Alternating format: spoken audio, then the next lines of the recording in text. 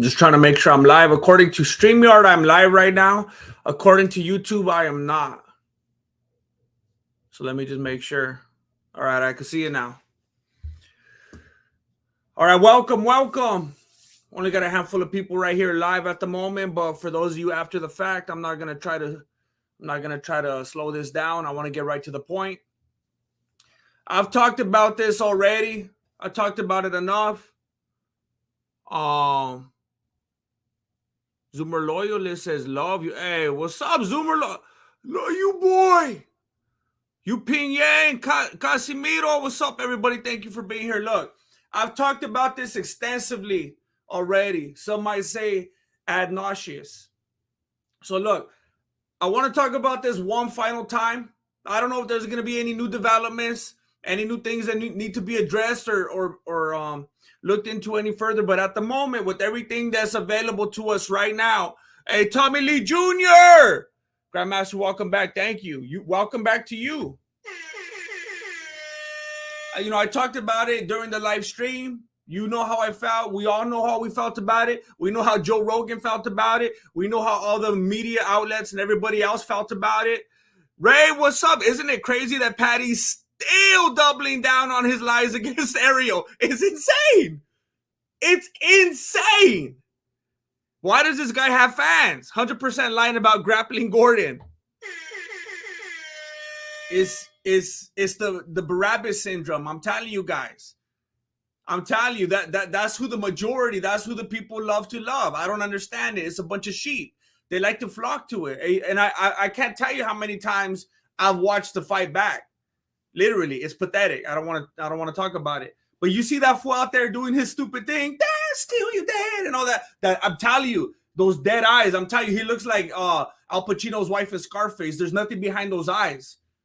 There's nothing behind those eyes. It's freaky when you look at that. When you look at the fight again before the fight starts, that fool, like there's nothing going on back there. But people love it. They go for it. Even John Anik, Joe Rogan talking about it. Look at the people going crazy. I don't understand what it is. I don't understand what it is that make people flock to something. It's kind of like, I don't know, like rubbernecking. Like when you see a car accident or something like that, you're just like drawn to it for one reason or another. I don't know. Fools are drawn to him. But it's the same thing. It's got to be something. It says something about the fan. It says something about the person because, like, I'm a fan of, like, Khabib. I wear the papaka and everything. I'm a fan of DC. I'm a fan of Mero. I'm a fan, and I'll talk about it and I'll cheer for him. But then it's certain fighters like Conor McGregor, Sean O'Malley, Adesanya, Paddy Pimblett. There's certain fighters where, like, their fans, it's a little weird. There's certain fighters, the way in which fans are drawn to them, it gets a little bit creepy. Like, they don't know how to act. And it's just like this kind of fandom where, like, they don't know the boundaries. And it's just all out, sold out. They're going to get tattoos on themselves. It's a whole different kind of level. There's certain fighters, I don't know what it is about them, but their fans are straight up weird and loyal to, like, a super fault, like, define all logic. Just till the wheels fall off, like, forget facts, forget about everything. Let me get that. Remember, for a whole month says, and then begging for the fight night bonus for that fight. I'm telling you. No shame. No shame whatsoever. The doubling down, the begging for the bonus. There's no like, that fool doesn't know how to read the room. That fool needs that Joshua Fabia in his life. Fool's got no self-awareness whatsoever.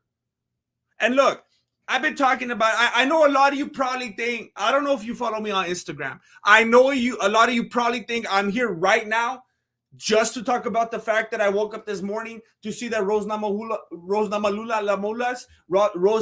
follow me on Instagram. I know a lot of you probably think this fool's really streaming. This fool really went live just to talk about how Rose Namajunas started following him on Instagram today. This fool.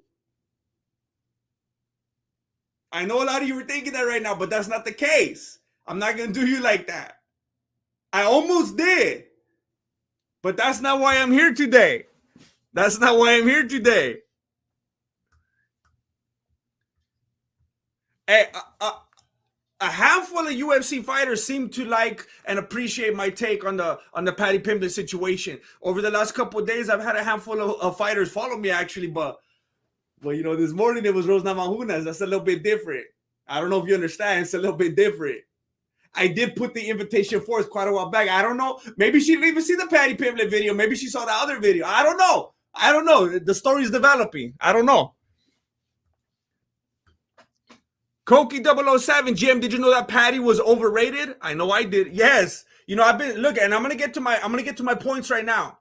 And I'm gonna put the timestamps and everything. Don't even trip. I'm gonna make it easy because I want to talk about specific things at certain times, and I want you to be able to weed through it. But yes, I did know that. I have seen comments on other things. Oh, now everybody's off the Paddy train. All of a sudden, I was never on it. I saw right through it from the start. I saw the Rod Stewart looking impersonator roll up, and I wasn't impressed with the performance. Mershed. What's up, Mershed? What's up, Mershed? Okay, look it. I've been talking about it quite a bit. I put out the short yesterday. I put out the clips of Dana White when he was talking about Gordon. He's like, you were already doing okay in the... That fool almost admitted. I don't know if you guys saw it. That fool almost straight up admitted. Go watch my previous shorts. I'm exposing everything left and right. Dana White basically admitted in the post-fight UFC 282 post-fight press conference that Gordon won the first 2 rounds. He's like, why did you put him against the cage? Why are you grappling? You were already doing okay. Whatever he said after that. That fool almost let it slip. Then I put out the other short, breaking it down. And look, this is my last thing. Like I said, unless anything else breaks, this is my final speaking on it. And I'm going to go through it point by point. Or I'm going to do it like Ariel. Or I'm going to 10-5 it today. Ray, who does Paddy fight next? That fool's in a matchup against integrity right now. I don't even want to see him fight another individual. That fool needs to go up against some character, some personality traits real quick. He needs to work on himself. Ray, who does Paddy fight next? He loses to everyone on top 15, possibly top 20. They're going to give him the worst opponent now. Probably. It's going to be very, very, very, very difficult because where he's at right now and where they want him to be, it's going to be a big letdown because they can't give him a name.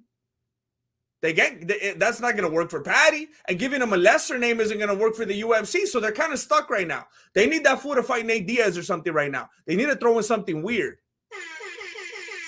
Tyrone Will, how are you not at work right now? You're the boss. You're the boss. You can do whatever you want. Tyrone Will, all of a sudden, we got PayPal issues. Is there PayPal issues? I hope not. They didn't tell me if there was. Doug Rose is one of my ex-girlfriends. Charlie, no way. No way. Pat Barry's going to be giving you those big eyes like he was giving to Usman. All of a sudden, I hope there's no issues. I'm going to have to go look into that. I don't know. I didn't hear anything about it. Maybe that's why the fun stopped coming. I got to go check. Paddy Pimblett he's trying to stop me at every turn. I'll bring it up to her, Tyrone. I'll tell her that you're doing well and that you're thriving. That you're thriving so much that you're helping me to thrive. Tyrone, well, I don't even understand you. I don't know if I'm telling you, someone said it in the chat the other day. I don't even know if you're a human or if you're an entity. I don't know what to do with Tyrone Will. But I appreciate you. My goodness, I appreciate you. I don't understand you, but I appreciate you. Thank you so much, Tyrone Will. Insanity. Come on. Not gonna lie, I followed you on Insta last night. Hey. Hey. There's a lot. It's kind of weird. Sometimes I'll bring up Instagram, Twitter especially, and TikTok. And people are like, I'm not on that. I don't use that. Or people to this day will leave a YouTube comment and they're like, hey, you should get on Instagram. That would be a good idea. And I'm like, fool, ever thought of using the search bar? I'm not saying that to you, but I'm always like, when it doesn't even occur to people that I might at least be on there. But I appreciate that. I know not everybody's on everything. And like, There's some people I like and I follow on YouTube, and for real, it never even occurred to me to look for them on Instagram, because it's like, this is how I consume the content, you know? I don't want pictures of their lunch or anything on Instagram. Still kind of new. I sent you a meme on there, Paddy O'Malley. That I'm assuming on a DM. Come on, I'll look for you on there. I appreciate the follow. I'll look in my. I'm pretty sure that they show you the follows most recent first. Thank you for doing it, come on. I will be getting to my points right now. Again, if you're just joining, if you're just coming onto the stream, this is my case against Paddy Pimblett. I'm gonna have a point by point dissertation. Let me just get through a couple of these comments. I just want to say hello to the people. Corduroy GM, can we just pretend like he really shined and make a case for him to fight Chandler next? Hey, that's a good perspective. Just hype it up, like, you know what? That was actually, let's give him to Pura. He should get to Pura. Let's give him Chandler or whatever. Or Gaethje. Is Gaethje back from his bicycling injury? Is Gaethje okay now? Let's get him one of those vests that flashes at night, so he'll be safe on his bicycle. Is Gaethje doing all right? Maybe we should give him to Gaethje. I like that perspective. Chuck Fury at FuriousComedy.com. I'd stream 3 hours if Rose followed me. Oh, no. And I feel like I could. I feel like I had to do a double. I was like, do I got pink eye or what? I was like trying to.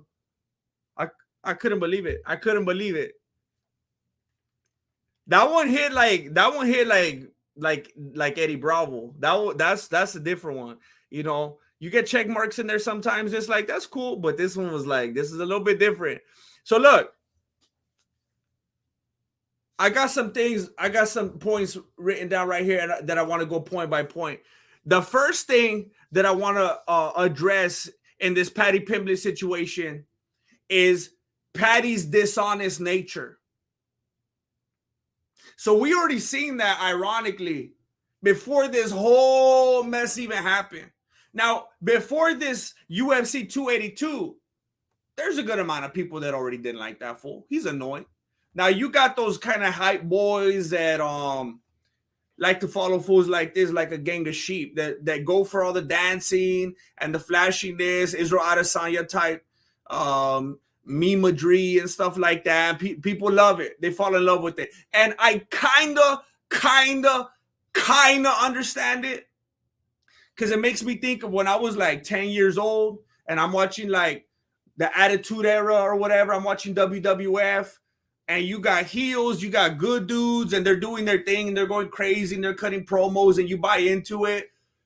But, you know, sometimes, I mean, if I'm talking to a full-grown dude and he's rooting for Paddy Pimblett, I'm like, where's your inspiration, dude? Like, where are you getting this from? Like, I could understand 10, 11, 12 years old getting caught up in the hype. But if you're like a 30-year-old dude wearing a Paddy Pimblett wig, I don't understand it. Like, if I'm out here rocking my papaca and, you know, I'm rooting for a humble dude and stuff like that, and I'm just trying to show respect. But when you're out there, like, you know, disco night and stuff with your T-shirts, I don't get it. But irregardless, there's people that didn't like him. There's people that did like him. But we got into a new situation the week leading up to the fight with the whole Ariel Helwani thing. And I kind of touched on it the other day. And look, when a fighter comes out and makes the kind of claims that Paddy Pimblett was making when he was on his podcast with Dana White, I think it's a little bit unfair, but I think a lot of people are going to tend to side with the fighter, because fighters have fans. I don't think you would necessarily call the people who follow Ariel Helwani fans. That's kind of different. I don't know what you would call him. A journalist, a reporter. I don't know. Those people don't typically have what you would call fans. You might consider yourself that, but you could like a journalist. You could follow their work. You tune in because you want to know what's going on. You're more of a consumer. Fighters have fans. That's a whole different type of relationship. So you'll listen to Ariel Helwani, you'll click on his video. But when it's a fighter, You'll pay to watch them. You'll pay for the pay-per-view. You'll pay for Fight Pass. You'll pay for ESPN Plus. You'll pay for the merch. You'll pay for your Paddy Pimblett wig. That's different. No one's out there buying the Ariel Helwani nose. No one's out there buying the Ariel Helwani glasses or the starter pack, the Old Navy flannel or whatever. Nobody's doing that. It's a whole different type of relationship. You're more sold out when it's something like a fighter. The fighter is more like the celebrity. So when Paddy Pimblett goes on there and starts making the claims that he was making the other day, Evan 513, Paddy may be Doink the Clown from 90s WWF. I hope he's not, because I like Doink, and that would confuse me greatly, but that would also be hilarious. And he would have to have kind of like a Benjamin Button kind of thing going on, which would also be fascinating. But when Paddy makes those kind of claims that he was making, it's unfair because it puts Ariel in a tough position. Because people are like, that's my guy, that's my fighter, I root for him, he's the best, he's undefeated in the UFC, he's crazy, he's funny, he's entertaining. He said that? Oh man, Ariel's a punk. And then you start taking all the other stupid, ridiculous, nonsensical, illogical, irrational things that Ariel Helwani has ever said, and you judge what Paddy Pimblett is saying in that light. Now, is Ariel Helwani basically a moron? Yes, but that's not fair to Ariel in the context of this particular situation. It's kind of like the girl who cried wolf kind of thing. It is unfair to Ariel in this situation because of all the other stuff that he's posting and crying about and whining about and stuff like that. Then someone says something against him. It's easy to go against Ariel. I'm going to go on. Ray, Dave Portridge is an embarrassment to the sport. Him and Fatty Brown nosing Dana is wild. By the way, why is no one talking about Paddy's racist remarks to Ilya, trashing him because he's from somewhere else? It's true, and everybody knows that about Paddy. I mean, way besides the Tupura stuff, I mean, long before that. I think that's just kind of a, and I would say lame attempt, but even Connor's, what he did was lame. So I don't want to say lame attempt as if I'm making what Connor did seem any better. But I think that's just an attempt at him acting like McGregor. Remember, McGregor was calling Nate Diaz like a beanbag or like beans, or making fun of him being a Mexican and he eats beans. I don't remember how he did it, how he put it together. But even aside from that, even aside from cutting promos, being on the mic, trying to do the Conor McGregor thing, Paddy Pimblett's done that quite a bit, even just on his social media, talking about different people from different places and how they're this and that. And it wasn't even on the mic like Colby Covington, just trying to get press. This was just him. This was just him in text messages. They found his MySpace. He was just talking about how he hates Italians for some reason. I don't even know why. Conor McGregor was never my friend. So glad to see you live, GM Paddy. The Fatty's doom is on the way. Hey, I'm glad to see you here. Conor McGregor was never my friend. And it's true. Even we all know this. I'm not telling you something you don't know. Even his fans. There's been people against him because they can see right through his little bangs. And then there's people that are currently turning on him right now. There's groups and groups of people from the UK and all those pubs and stuff from where he's from, DMing people, DMing Gordon, tweeting Gordon, like, yeah, we're from here. We're that fool's neighbors. We don't even like him. It's happening. It's happening. So again, my point on Paddy's dishonest nature. So Ariel comes out. Look, I don't want to spend too much time on this point because you all know this already. Ariel came out with receipts. He played voicemails. He has transcripts. He has text messages. Here's the problem. Plain and simple, bottom line. Paddy said a lot of really, really bad sounding stuff against Ariel. All of it, and here's a dumb thing. Hey, look, if you're going to lie about somebody, don't lie about stuff that's unequivocally falsifiable. Make up stuff that can't be proven wrong. You got to be oblique with it. You got to be obscure. Paddy was saying a bunch of stuff that sounded bad, but that was clearly falsifiable. And Ariel proved that. Ariel 10-5'd him. And that's a score that even the judges can't mess with. And even after the fact, Paddy keeps coming out. Like someone said earlier, he's doubling down. That fool's just going and go, and it tells us something about him.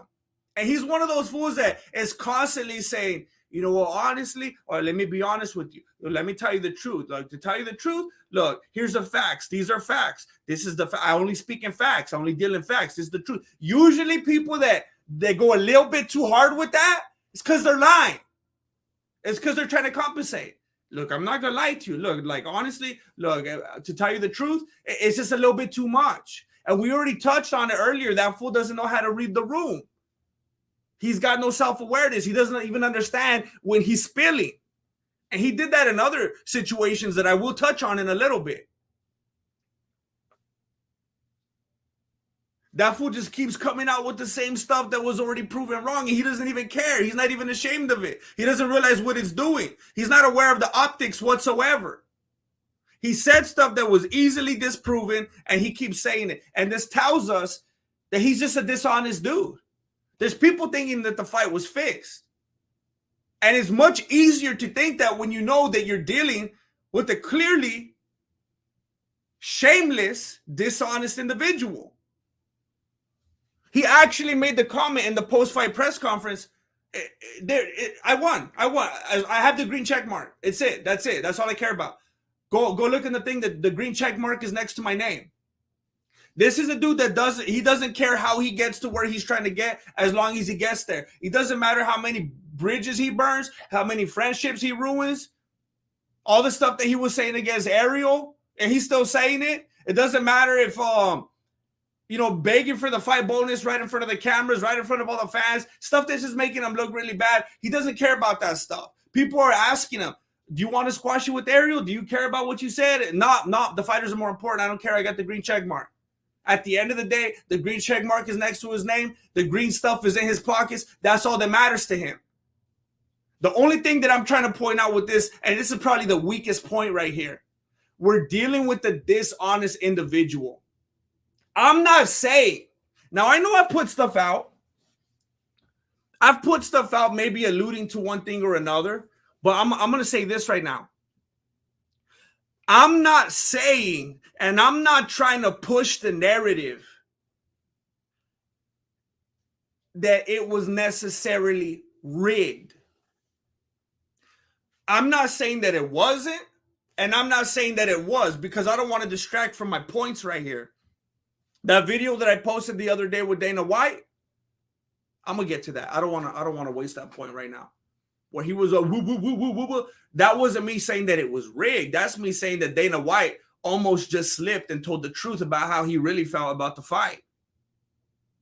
So I'm not saying that I don't think it was rigged. I'm not saying that it was. What I am saying is Paddy Pimblett is absolutely the kind of individual that if a fight was rigged, he will 100% be down to play that type of game and not feel shame about it whatsoever. Because the kind of dude that would lie about the dumbest, most ridiculous, unimportant things that could easily be proven wrong will lie about the bigger stuff.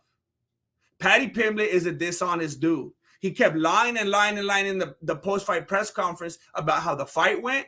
He kept lying about what went on with Ariel. He's probably lying about what's going on behind the scenes with Dana White. He's a dishonest dude. He doesn't care about how you perceive him. He doesn't care about what you think. If you're a fan, maybe he'll give you the nod and he'll like you. But if you say any kind of critique whatsoever about all the stupidity that's going on, he'll say, forget you. I don't care. I got the green check mark. Fighters are more important. He doesn't care about you. He doesn't care about you. You got to understand that if you're a Paddy Pimblett fan, you go Paddy, all you want, get over it. He got it's unanimous. He doesn't care about you. You're fighting for nothing. You're losing respect out here for nothing. He's not going to like you back. He's not going to follow you back. He's not going to like your comment.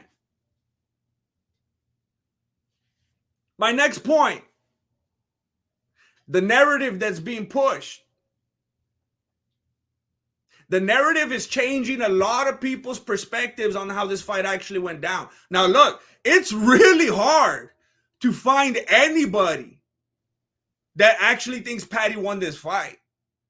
Usually, like even with the Sean O'Malley fight, anyone with a good sense of common sense or, logic know that Sean O'Malley lost to Peter Yan. Now, look, Peter Yan did not look good in that fight.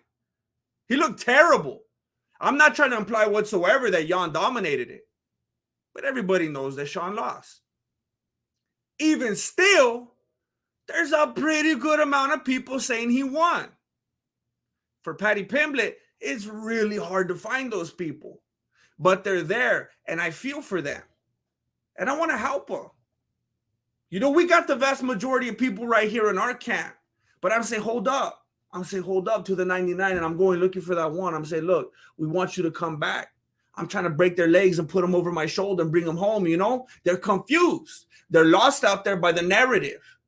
Even Big John McCartney's son was caught up in the hype and the narrative. I don't know if you saw Big John McCartney came out. Someone posted it on Instagram. I'm not trying to take the credit for that. Someone posted, some MMA channel posted, Big John McCartney's son was one of the judges. I didn't even know that he was a judge.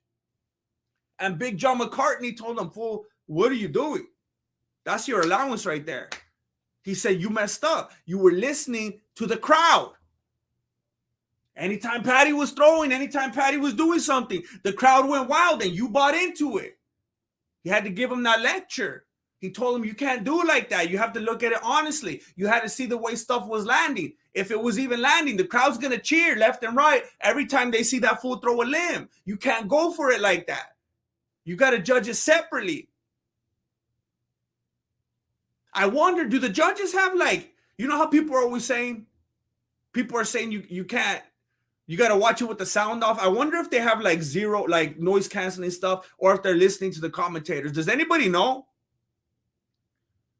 But the narrative is completely influencing everything. The narrative that Paddy Pimblett, with his dishonest nature, is continuing to put out in the pressers and stuff like that, is influencing people. People who watch the fight with their own eyes are continuing to be influenced by the narrative that Paddy Pimblett is putting out there, strongly, adamantly defending the way that he thinks it went down. So as long as he's still doing that, they're like, yeah, he did win the fight. And you know what? You got fools like Jan Blachowicz.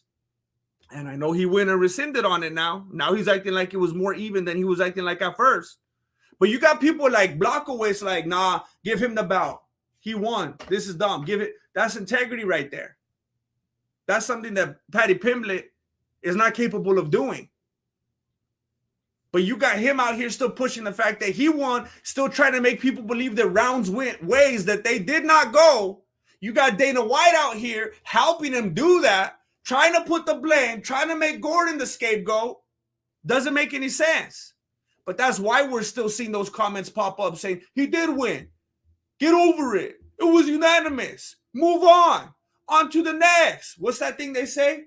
What's that thing they say? I can't stand when they say it. It drives me crazy.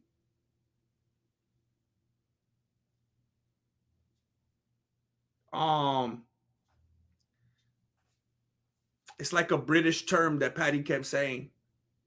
Something about point and point, or what do they say? Do I got any Brits in here? There's like a phrase that they say. Over and, point and. What is it? What's the thing? Do I got any Brits in here? It's like, no, not on point. It's crumpets. There's something that they say when it's like ordinary beat. No, there's something that they say when they're like simple as. I hate it when they say that. It drives me crazy. I don't know why, but I hate it. Because it's like, finish the sentence. Simple as what? Like, simple as? Simple as. Like, simple as what, though? Finish your thought. I don't know. It's just a little, never mind. But there's still a narrative that's being pushed out there, and it's continuing to influence people, and it's continuing to give strength to the narrative that he actually wanted. It's just like gaslighting. It's disgusting. I've watched the fight several times. A lot of times people rewatch it, and they're like, I watched it again. And, I think I was a little bit emotional the first time. It was a little bit closer. Nah, it's only getting further and further. It's expanding. It's like the universe where it just keeps getting worse and worse every time I watch it. It just keeps getting more and more obvious, more and more apparent. But people are still saying the wrong things. I don't know if they're trolling. I don't know if they're trying to get likes on their comments, because you know that controversy when you just get the people's emotions going, it just wants to make them say something. You know those pathetic comments when people say something and then everyone starts liking it and they're like, wow, I never get this many likes in my life. I just want to say thank you, everybody. Just so you know, that ruins the comment and no one wants to like it anymore or comment after that. You guys know that? Does anybody in here do that? Just so you know, when you do that, you kill it for everybody and they don't want to like your comment anymore. It gets corny. I'm not trying to hate on anybody that's done that in any of my videos, because I've actually never seen that in any one of my videos. But I see it on other videos all the time. Simple as. And look, I know a lot of people say, watch the fight again with no audio. Turn off the audio. Turn it off. Don't listen to any. And I think that's ridiculous. I did it. I did it anyway, because I had to do it for editing purposes. I watched the whole thing and I was trying to listen to Kill Tony while I was editing and it was going crazy. I had both sounds on, so I turned off the audio, which I rarely do. I watched the fight again with no audio. But you know when I had the biggest revelation? A lot of people say, watch it with no audio. But typically what I do is I'm like, chale, you know what I'm going to do? I'm going to double the audio. I'm going to max it out. Why am I going to listen quieter? I'm going to listen louder. I want to take this in with all my senses to the max. I want the full experience. I want it in 3D. I want it. So I listened to it loud and I was like, why? Do I have something playing do I have like another window open? Am I listening to like a training session, or why do I hear pad work going on? Why do I hear the sound like someone keeps striking pads? What's going on? Did I leave Instagram open or something like that? And I realized as I looked into it that it was Paddy Padwork Pimblett. 90% of the fight, that fool was in the cage, straight up doing pad work. Paddy Pimblett trained his way to victory in that fight. And that's why I put up the question that I did in my community page, I think yesterday. And it was a sincere question. I was like, look, I'm trying to wrap my beanie around this thing. I'm trying to find out what's going on. This ain't trolling. This ain't being, hey guys, hey, do you think this is... No, this is like, I need some help here. I need some clarity. Does anybody know? And I said, look, I don't want to find it right now. I said something like, does anybody know if in a UFC fight, in regards to the judging, do they count it as a significant strike if someone throws and it straight up hits the glove? If you're just throwing and they're landing on gloves, Jared Gordon, I don't know a lot about him. I don't know if he used to be like an amateur boxer, a straight boxer in his younger days. I don't know if that's how he started, but that dude was guarding it. Great hands, great movement. And I just kept hearing glove on glove violence the whole fight. I couldn't believe my ears. 90% of what Paddy Pimblett was landing on gloves. And I asked in the community tab, does anyone know if those count? Because that was 90% of his strikes. And the ones that weren't on the glove, they weren't on the glove, they were right here. They were right here. Because Gordon was going, oh. He was doing that Batman. What's it called? That Batman style. The whole fight. Paddy Pimblett kept throwing those head kicks. He kept throwing his overhands. He kept throwing his 1-2. And Gordon's just right there, absorbing everything. So everyone, the majority of people said, I don't know. Period. A lesser person might say, CGM, I told you there's shenanigans going on tonight, and you said I was tripping. Have a sip of green tea to wash down this big serving of I told you so, but not me. I'm going to have to weed through that again because I didn't understand it entirely. A lesser person might say, CGM, I told you there's shenanigans going on tonight. Oh, like it was rigged? And you said I was tripping. Told you there's shenanigans going on tonight. Have a sip.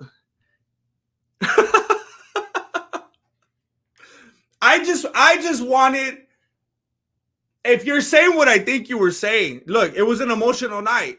I don't entirely remember everything. If you're saying what I think you were saying, I think I was just so badly hoping that Pimblett would get exposed and humbled that I didn't want to believe it would be rigged. Because if it was rigged, of course, it's not going to be rigged in Gordon's favor. But you take that win. You take that win. Congratulations. I'm glad someone on our team won, even if it hurt us all in the end. And I'm glad that you're not throwing it back in my face. That's very kind of you. It takes a big man to do that. I appreciate it very much. But Gordon was blocking everything. Go watch the fight again.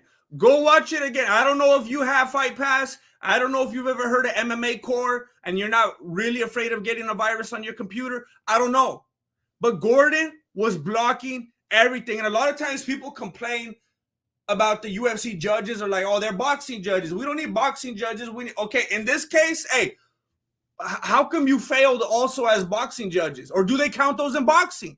This is a sincere question. I've never, in all the fights I've seen and followed and stuff, I've never heard it addressed. I looked it up. I couldn't find any articles. I couldn't find any videos. I don't know if those strikes count.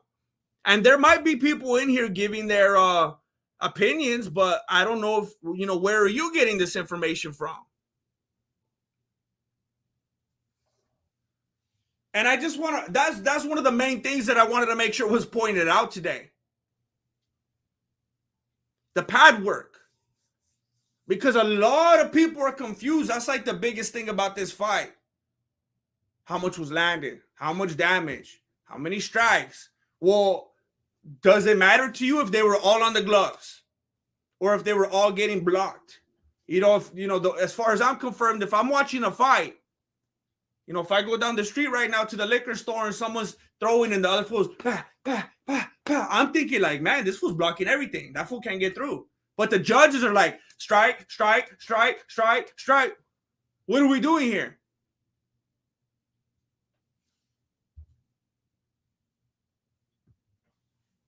And yeah, Luke Harris said Paddy acting like he almost knocked out Gordon in round 2. I put up a clip. I put it on Instagram. I put it on Twitter. I put it on TikTok. I put it on YouTube. And look, some of you always think I'm not uploading anymore. They changed YouTube. Up at the top, there's videos, there's shorts, there's live. You got to scope them all out. I show up in different places sometimes. Maybe one day it's a short. Maybe one day it's a regular video. Maybe someday it's a live. You got to look through all the tabs now. It's not like before. It doesn't just show them all. But I put out a video with the voiceover of Paddy like, yeah, I almost knocked him out in round 2. I almost had him, but then I poked him. So I was like, wait a minute. Is that what? I think I remember that moment. No, you didn't almost knock him out. And I looked it up and I put that audio over that moment. He didn't almost knock him out. Now I saw a couple people like, yeah, he looked rocked. Because I put at the beginning, does Gordon look rocked to you? And a couple people were like, yeah, I look at the beginning. Chale, go watch the video. Now this is the second round. I don't know how deep in. UFC fight, professional fight. Both of them had been taking hits. Gordon, I think at the beginning of the clip. No. I actually just watched it again. Go watch the clip. Paddy lands a 1-2, and they're both on Gordon's guard. He goes block, block, and then he's like, and then he ducks under, and I'm like, how does he look rocked to you? I think people are misinterpreting his head movement because they're not used to seeing head movement in the UFC, in MMA, and I think he has his mouth open. I tell you, I breathe with my mouth open all the time. My nose doesn't work either. Mouth breather game till I die. That's how we roll. So he's like this, block, goes under, smacks him. I don't think Paddy lands anything in that exchange. It was all guard, block, and then Gordon was landing. Then Paddy poked him in the eye. More lies. Yeah, he wasn't rocked at all. It was all pad work, and that's a very significant thing because that is what was scored as giving Paddy the win. All those strikes, all the damage. Well, if we're talking about damage to Gordon's gloves, maybe. That fool's probably going to have to go out and get some more gloves because of the residual wear and tear and whatnot. So if we're talking about overall damage to Gordon's gloves, I'm going to have to give it to Paddy.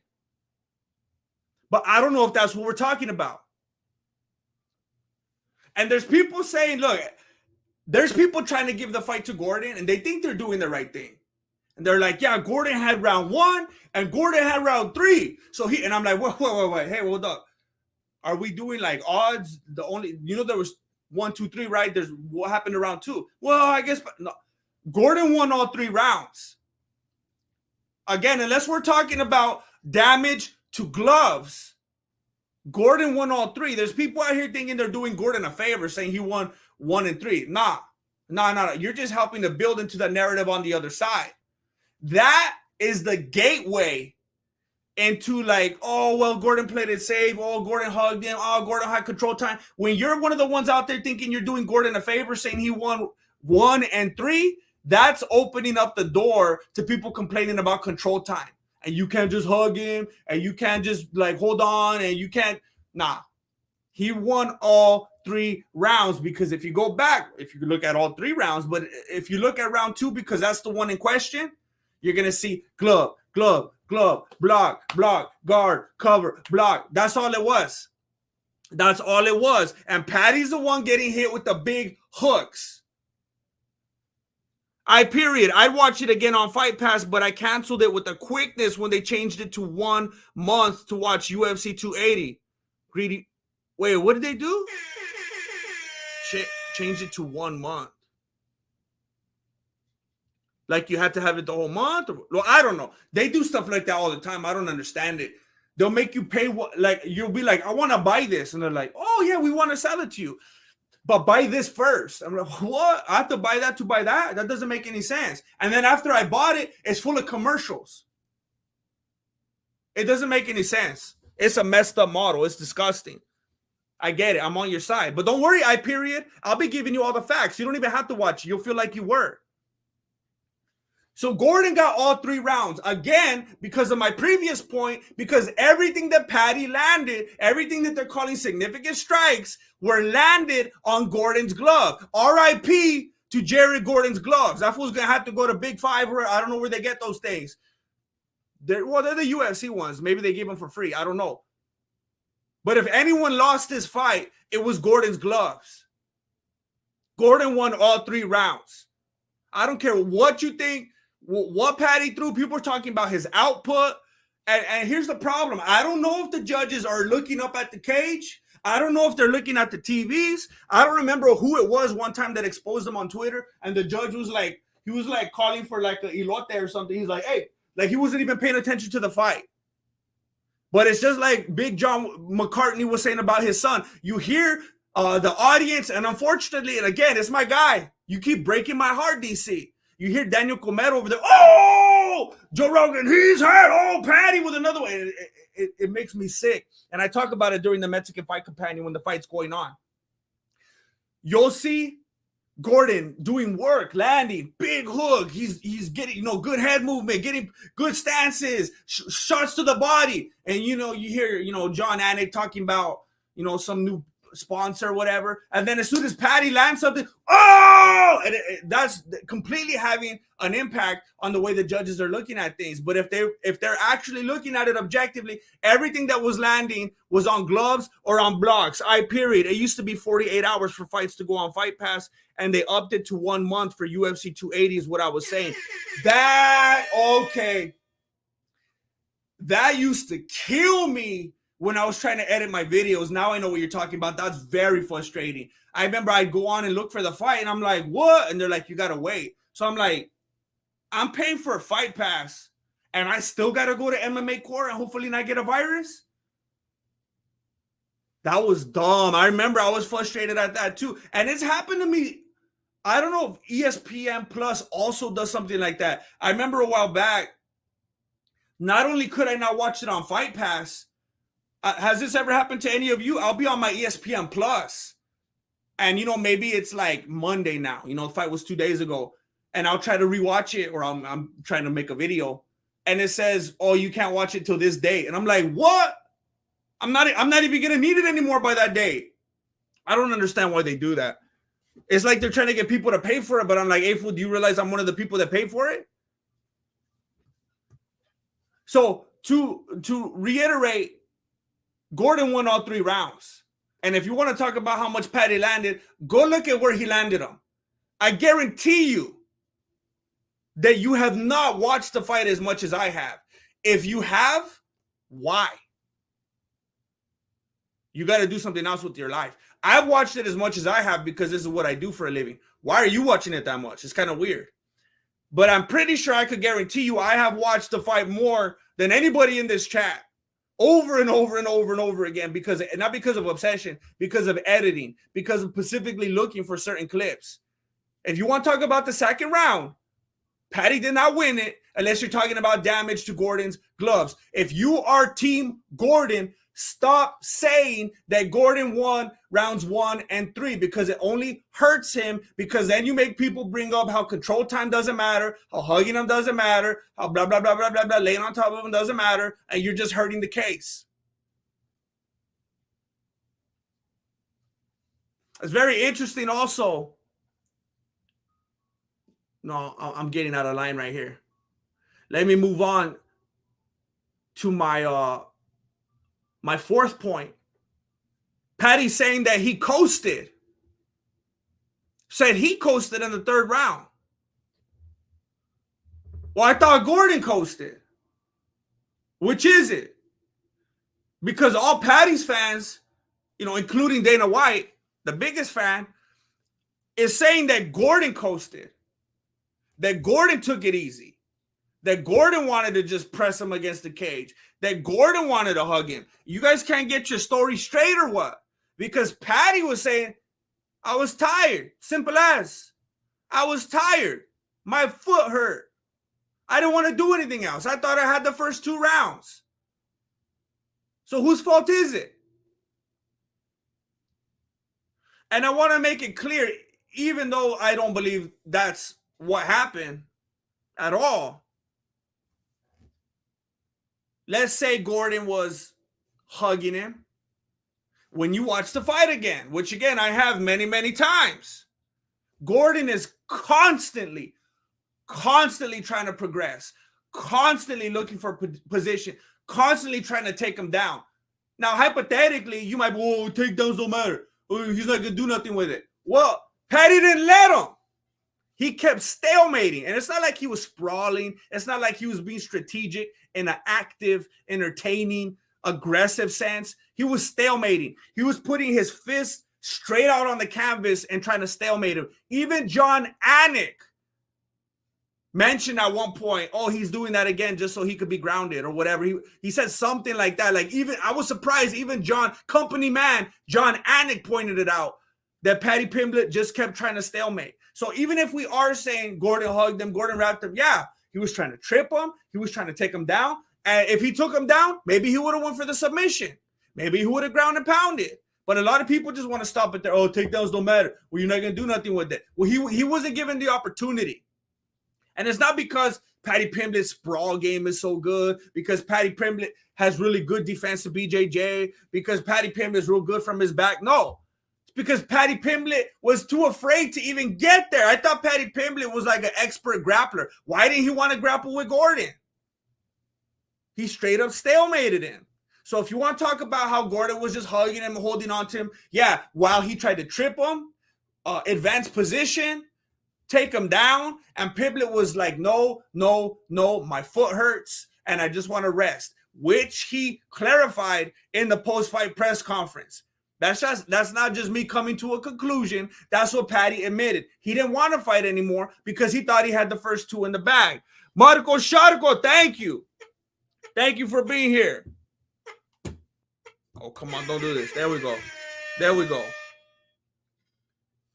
So, Conor McGregor was never my friend. So glad you're still alive. I just had a Pimblett-style post-workout meal with friends, and now I get to see the GM. You're making me jealous. I have not eaten. You know when you have an empty stomach and you're just drinking black coffee and it just feels like the coffee's eating away at your stomach? Like your stomach's still not even getting to eat. Something's eating your stomach. It's just like burning a hole through your gut. That's how I feel right now. I'm very, very hungry. But I'm living vivaciously through you. I'm glad you enjoyed your meal. So that's something I think that's very important to point out. A lot of people say, I keep seeing that, and it's weird because on my post, This is more personal because a lot of times I'm talking about comments I saw elsewhere. On my post, I've been seeing, well, Gordon shouldn't have taken off the third. Gordon shouldn't have just hugged him the whole time. Gordon should have fought back in the third. And I'm like, so you're not a real, I don't throw that word around, and I don't use that word, and I don't like that word. I think it's annoying. But just to use their own word, like, so you're the one being a casual right now. You're the one not doing your due diligence and your research and not knowing what's going on, because your boy even said he's the one that took it off. Nowhere has Gordon said he was taking it off. Nowhere has Paddy even said that Gordon was taking it off. Paddy said of himself that Paddy took it off. Marco Sharco, we need real-time public scoring for each round. Yeah. And I will get to that in my last point in a way. But that's definitely an improvement from where we're at right now, Marco Sharco. Definitely. It's insane that we don't. That'd be like if you watch a football game and they're like, nah, we're not going to talk about the scores till the end. People are like, I think this one, was that a 2-point conversion? Or was it? We'll tell you at the end. Then you got guys coming out like a couple of events ago where they're changing stuff at the last second. You know what that reminds me of? That reminds me of when I was in school and I would cheat on my math. I'm not going to lie. I cheated all the time. Only in math.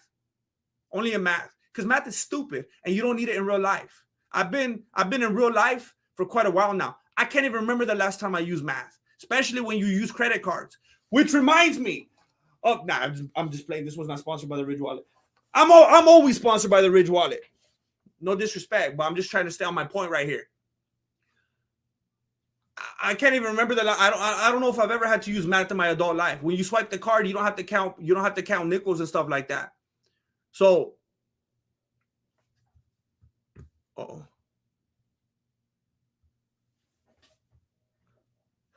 I completely forgot the point I was making because I started thinking about the Ridge Wallet. What was I saying? What was I talking about? I was talking about football and how they hide the scores from you and how you try to add it up, or why was I talking about math though? Oh my goodness. I was on a good point. I was going somewhere good with that. Scoring. What? Why was math? You don't have to score. I guess I was just talking about adding it up. Oh yeah. It was like when I was in school and I would cheat on my math. I'm glad. Thank you for reminding me of that. The math thing. Thank you. When I would cheat on my math and I would copy the homie. It wasn't the homie. It was normally like an Asian girl or something like that. I would copy. She was my friend though. She actually got into a relationship with one of my homies. And then things went sour. And then I had to take sides and that got ugly. That's unfortunate. But I will copy her, and then she was like, don't like change some of them because if it's too identical, they're gonna bust us. And I was like, that's why I'm copying you. You see, this is exactly why I'm copying you. You got those smarts.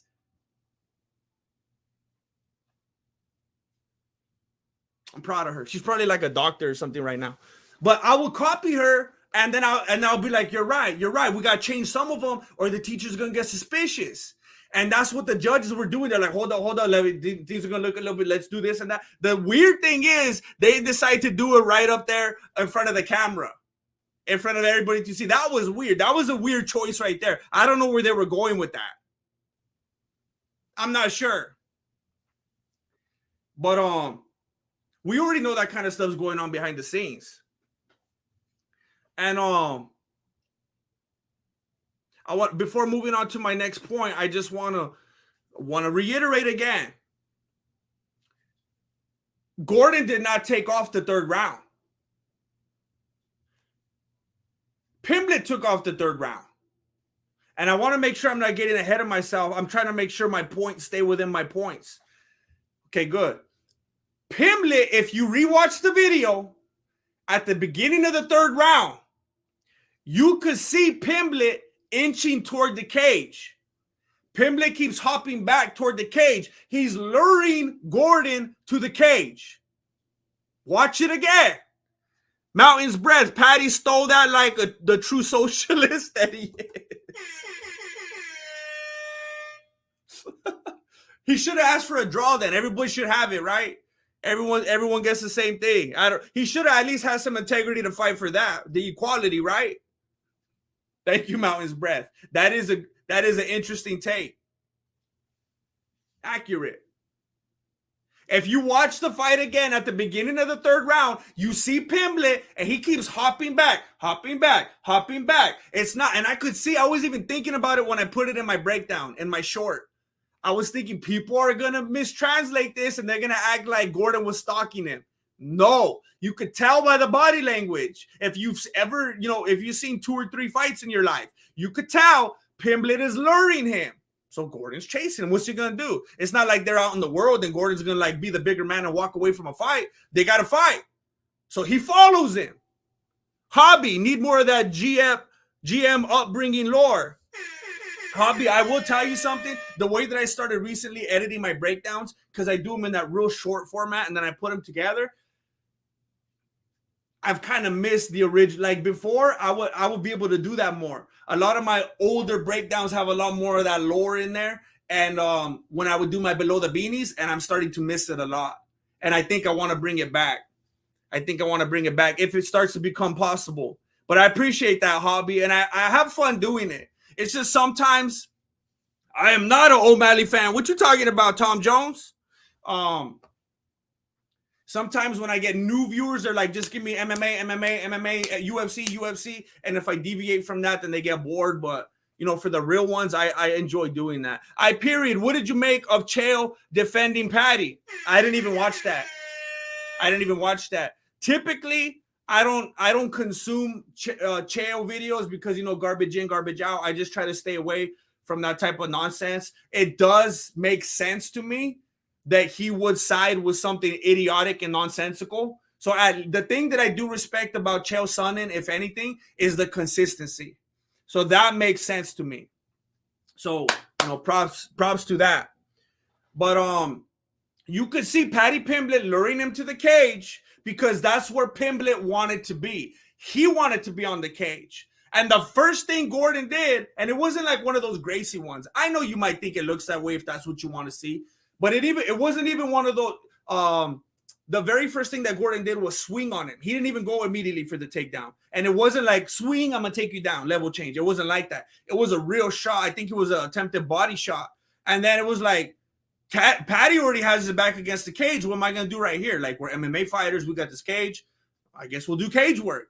So then Gordon started trying to grapple, immediately starts trying to trip, immediately starts trying to advance position, immediately starts trying to take him down, and Paddy stalls. And again, even company man John Anik calls it out. Paddy wanted to rest. He didn't want to do anything with it. You guys need to acknowledge the truth. Gordon did not take off the third round. He kept putting in work the whole time, even after Paddy lured him to the cage, because that's where Paddy wanted to be. Conor McGregor was never my friend.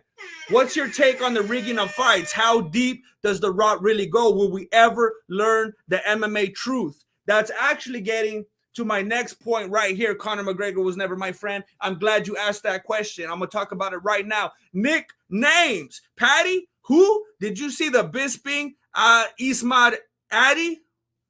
What? Did you see that Bisping is mad at Paddy? I did not see that. Look, I didn't watch the Bisping. I didn't watch the Chael. I normally don't watch any more MMA content than I need to. Once I get a sense of what's going on, that's kind of enough for me. Beyond that, you're just getting, talking heads opinions. Like, people come to this channel because I'm going to give them the cold hard facts. I'm going to give them the truth. You already know I got my facts machine right here on deck at all times. But when it's just, going from channel to channel to channel to simply get their spin, to simply get their voice on the facts that I already know, well, on a lot of these fools' cases, it's not facts, then it's like, nah, I'm all right. Because now it's just like, you're just there for the person. And I just got too much to do on top of that. But it does make sense to me that Bisping would be upset at Paddy. Bisping seems to be a dude that's more interested in keeping things real. I mean, he's the one that will go and interview a fighter on the spot and be calling him out and saying, like, you almost got knocked out, didn't you? Wasn't it Paddy? I think it was actually Paddy one time. Bisping interviewed him. He's like, "You almost got knocked out, huh?" I thought it was that one. I can't remember. But Conor McGregor was never my friend. My next point was actually the sketchy judging. Now, look, here's something to consider. Because Dana White's out here talking about like, oh, you guys are mad that Gordon lost? Well, it's his fault because he took off the third. Well, we already know that's not true. I just talked about that. You could go back and watch it, and you could see with your own eyes everything I said. It's like Ariel talking about Paddy. This is falsifiable stuff. This is stuff you could go look at with your own eyes. You don't got to take my word for it. Now, I'm just out here lacing you up. I'm just sending you in the right direction. You have full capability to go watch the fight back on your own. You have full access to go do that and confirm every single thing that I'm saying. But you got Dana White out here saying one thing. And he's like, he knows that there's people accusing the UFC of rigging, of setting up the fights. Conor McGregor was never my friend. Chael, Bisping, DC, Rogan are company men. And it breaks my heart. It breaks my heart because out of all those fools right there, I love DC. I love that fool. I've always been a fan, always rooted for him. But I can see over time more and more he's becoming a company man. It's heartbreaking. It's heartbreaking to watch and to listen to. It's very upsetting. I don't know if you guys have been seeing lately, Dana White's going on and on about it. And it's mostly the James Krause situation, but it's also in the rigging of fights, which is, kind of the same thing because the betting is involved with rigging and deciding the outcomes and stuff like that. And the way that he's emphasizing, he's saying it like it's federal. I'm talking federal prison. First of all, everyone knows state is way worse than federal prison. So I don't know why he's acting like this white collar type of fool doesn't even know what he's talking about. Federal prison is pampered. You got like your 60-inch TV in there. Federal prison is like nothing. I think county jail is worse than federal prison. He's like, I'm not talking about jail. I'm talking federal prison. They got sleep number beds in federal prison. Are you playing? Dana White doesn't even know what he's talking about.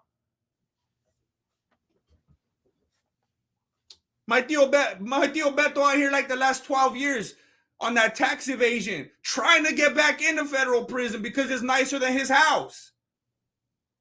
Who's been trying to get audited for the last 12 years.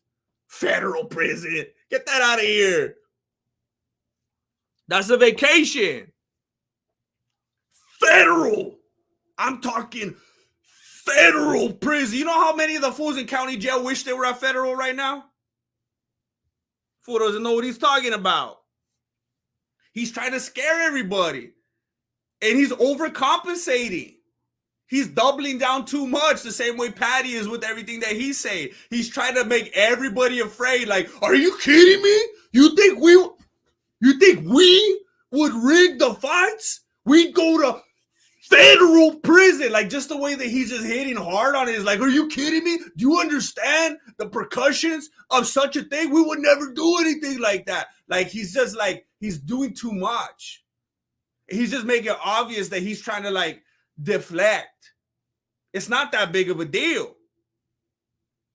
And when he does that, he only makes it much easier to see through. It's just like Paddy Pimblett. And again, this goes into his dishonest nature. Carlos, that's the type of insight I subscribe for. I appreciate it. And that's what I'm here for. I'm telling you, I got this facts machine right here. And I'm constantly getting new information. I mean, I got pages on pages. I don't know if you saw that interview where somebody was questioning Paddy Pimblett about that dude, that sketchy doctor. I don't know if anyone noticed. I slid it into my shorts. Nobody mentioned it. I don't know. There's layers. There's layers to my shorts. One time somebody actually told me that, not my lives. If you do this with my lives, that's all right.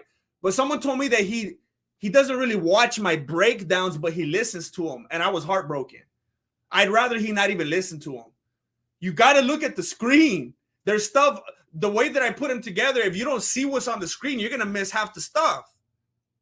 But anyway, Paddy Pimblett was questioned about this sketchy doctor that I think was like giving steroids to people and stuff like that. That fool freaked out. He loped up on that reporter. He got all mad. He went like full John Jones on him. He got mad at that fool. It's people like this with zero self-awareness. They don't realize how guilty they make themselves look when they say certain things and act certain ways. You got to play it off. You can't react like that. You got to learn how to be subtle. You got to learn how to be cool and fly under the radar. That's why people like Ted Bundy get away with it for years and years and years and years. You got to be cool, calm, and collected if you want to be getting away with stuff like that. You can't be having those veins in your throat going 24/7. People are going to know something's up. And Dana White's just making it all look even more suspicious the way that he's reacting to stuff. And he's talking about this federal prison. Look, Dana, let me tell you something. Let me remind you. People are always talking about how boxing is rigged. That's like one of the biggest known things about boxing. One of the biggest jokes about boxing is rigged. It's rigged. Everybody knows it's rigged. No one's going to do anything about how it's rigged. Hey, isn't that a threat of federal prison as well? When you rig stuff concerning all these commissions and the laws and the pay-per-views and people's hard-earned money and everything that's involved. Hey, Dana White, you know that we all know that they've been doing that for years and years and years and years, right? And like, no, hey Dana, you know that everybody that traffics drugs and human beings, you know, serial killer, they all know that they're in danger of jail time, right? You know that, right, Dana? Do you understand that when people break the law, they realize that they could? Yeah, that's right. Temporary jail. Federal. You do realize, Dana White, that typically when people break the law, they know that there's the danger of being incarcerated. You're acting like you're breaking news right here, Dana White. You think we would rig a fight? They might arrest us. I wonder if that's what Pablo Escobar was thinking. Hey, wait a minute. Guys, this is illegal. We can't do this anymore. Someone might report us. Dana White, you're not distracting anybody. Conor McGregor was never my friend. Bad boys, Dana, move in silence and violence, or at least he used to. That fool doesn't know. That fool doesn't know how to operate. That fool playing Operation, buzzing all over the place. Family game night ruins it for everybody. G Family, what's up, G Family? G Family, I'm on an episode right now with Joe Rogan on Kill Tony. I'm telling you, Joe Rogan ruins every episode. That fool thinks that drunk and loud means funny. Ruins every episode. I just think it's hilarious that Dana White thinks that talking about federal prison is going to make people think, oh, that's right. Yeah, they would never rig it because they might go to prison. Of course. Okay. My Tío Beto pays his taxes too. Especially after we seen them up there trying to change the scorecards and everything. Especially after we know, look at Pride. Look at all these different promotions that we know stuff is rigged, that we know that stuff is predetermined. Nothing's stopping anybody. But we're talking federal. Woo. It's ridiculous. And everybody sees right through it. I want to talk about the damage.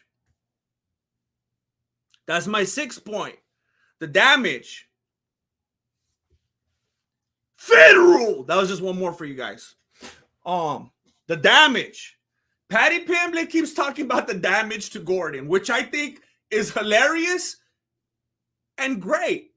I think it's a great thing to point out in favor of Jared Gordon, actually. Carlos, El Chapo should have got that Dana White legal advice. For real.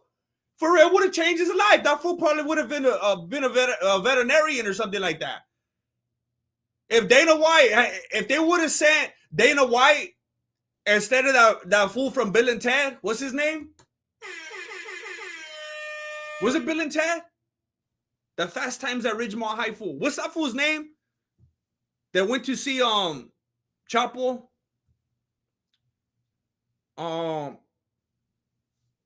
What's that fool's name?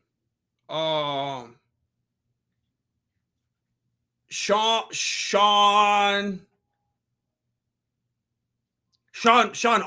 Sean Penn. If they would have sent Dana White instead of Sean Penn, Chapo would be out right now, leading fundraisers and stuff like that. 501c3. Patron, what's up? I appreciate it. Paddy Pimblett. Wait, why was I addressing that? Yeah, the legal advice.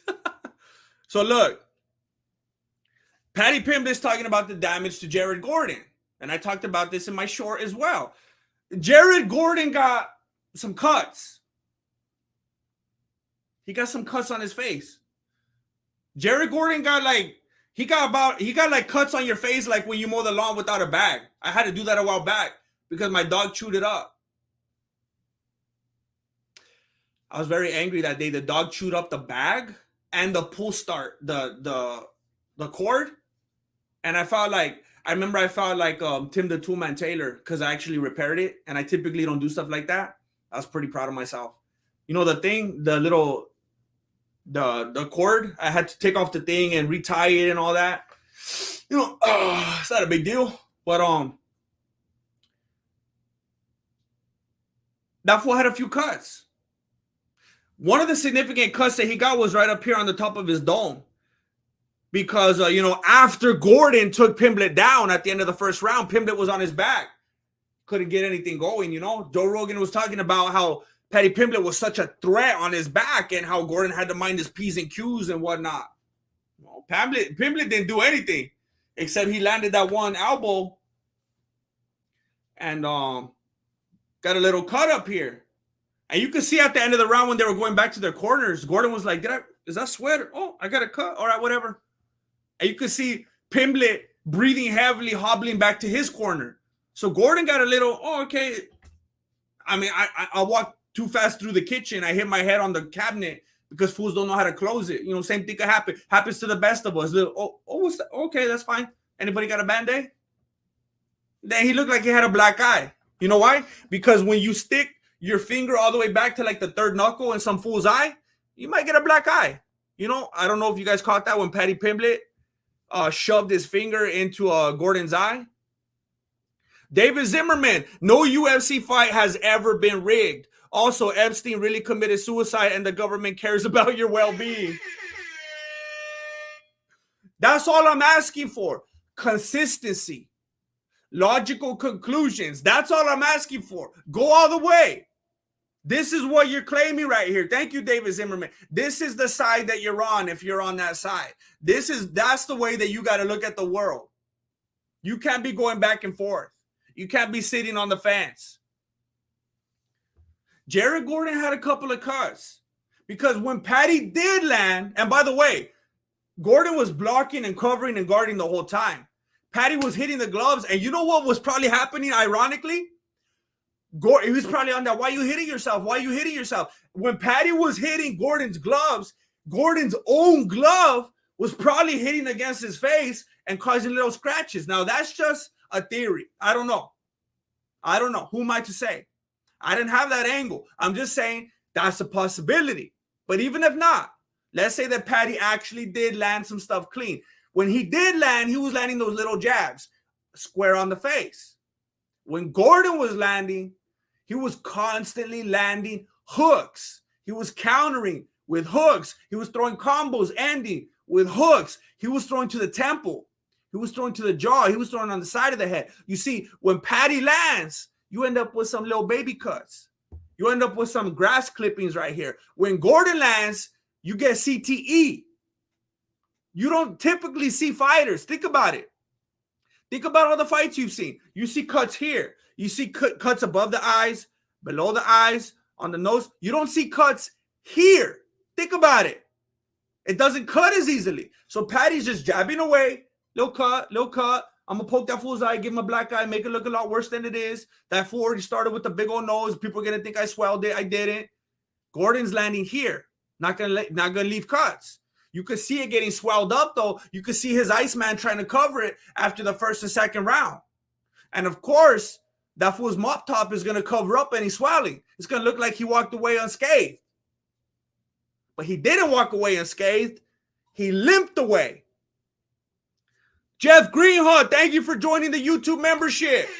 Scope out the community tab for extra content exclusive to community members. You can scroll down and you'll find a link to the Discord so you can get in there and chat with the homies. I appreciate it very much. Paddy Pimblett limped away.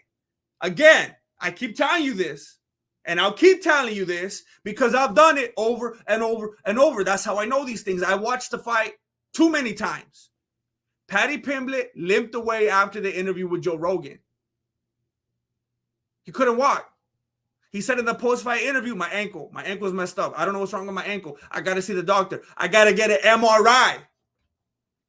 Gordon doesn't need an MRI. Gordon's not going to the doctor. Gordon wasn't limping. I thought we were talking about damage. Does damage only count right here? Just not even here, just right here? Is that the only place we're counting damage? Because in the post-fight press conference, even with Joe Rogan, Paddy kept talking about damage. Damage. I landed more damage. Look at his face. He kept referring to Gordon's face. Well, what about your body, fool?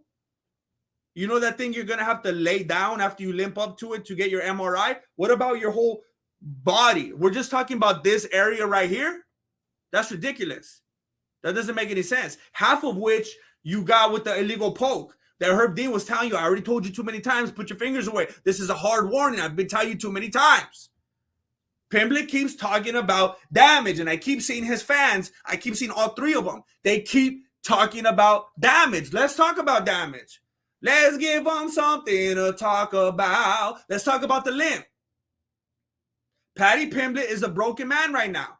He was talking big about sparring Jake Paul. You know, the laughing stock, the fool everyone always wants to make fun of and not take seriously. He doesn't want to fight him now. He was saying before the fight, yeah, come. After the fight, come. Bring the money. We'll spar after the fight. Well, after the fight, Pimblett said, oh, lad, why are you bringing that up? My ankle's broken. Simple as. My ankle's broke. I got to see the doctor. You think I can spar that fool? I thought he was nothing. I thought you could handle it. I thought it was no problem. So you must have taken damage then, right? Because I thought you were only dishing it out.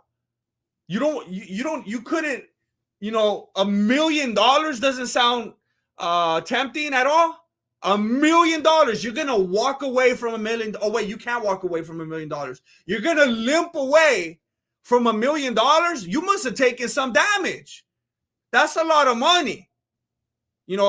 For someone that didn't really take damage, but only dished it out. That's quite a bit of money. Thank you. Aztec Soda. Thank you. Man, a few words. Thank you. Just here to support. I appreciate it. Thank you very much. Thank you for being here. Thank you for supporting. Street Beef Scrapyard also in the house, fighting this weekend. Don't forget to go subscribe to Street Beef Scrapyard. Scope out the fights. I want to point that out, and I want to make you think about it, and I want to make you go back to the fight and look at it. Look at that fool limping away after the interview, and then listen to him keep talking about damage. You could look at Jaron Gordon's face when they raised Paddy's hands right there by Herb Dean. You could look at Jordan Gordon. I keep calling that fool the wrong name. You could look on his Twitter. You could look on his Instagram. He released a photo. He's like, look at my face. Paddy keeps talking about my face. Look at my face. It looks fine. But Paddy Pimblett, to this day, is hobbling. He's probably laying in the doctor's office right now. He's probably sitting in the waiting room right now listening to him. He's probably looking at one of those books right now where you have to put your nose and you have to try to see the thing. You remember, like, typical waiting room? Or he's like looking at a People magazine from like 2001. That fool's at the doctor's office right now. He's trying to get that 50,000 G's for the copay.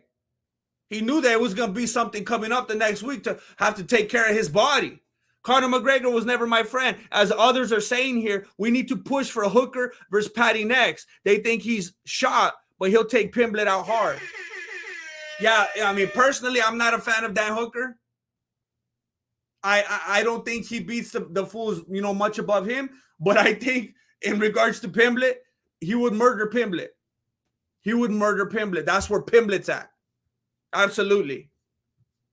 So again, we're talking about damage. Let's talk about damage in general. Let's talk about damage to the body, not just superficial damage right here. Because, you know, fools who fight for a living, they might have a little bit of scar tissue. They might open up easily here and there. But you can't even walk today, fool.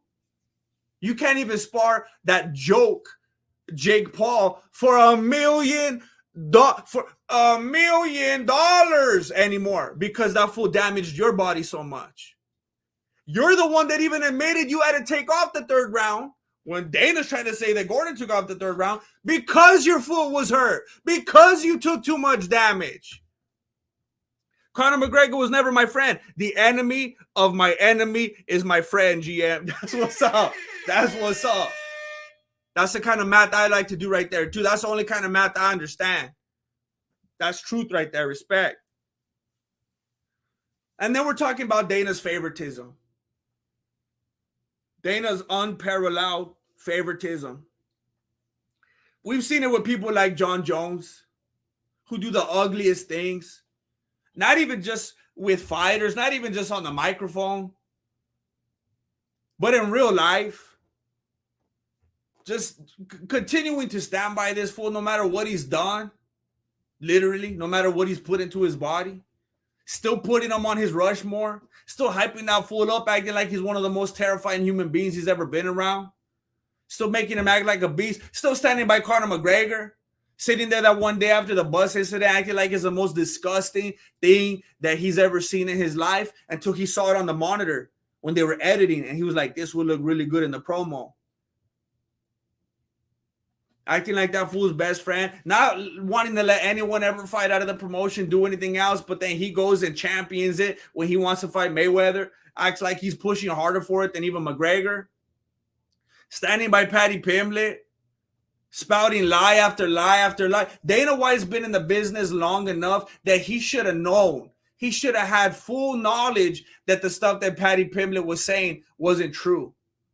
About money, about the way reporters conduct themselves, about the ins and outs of how they make their living and what they do, and just I didn't even listen to that interview. I didn't listen to anything except the specific points that Ariel was breaking down because there wasn't any reason to.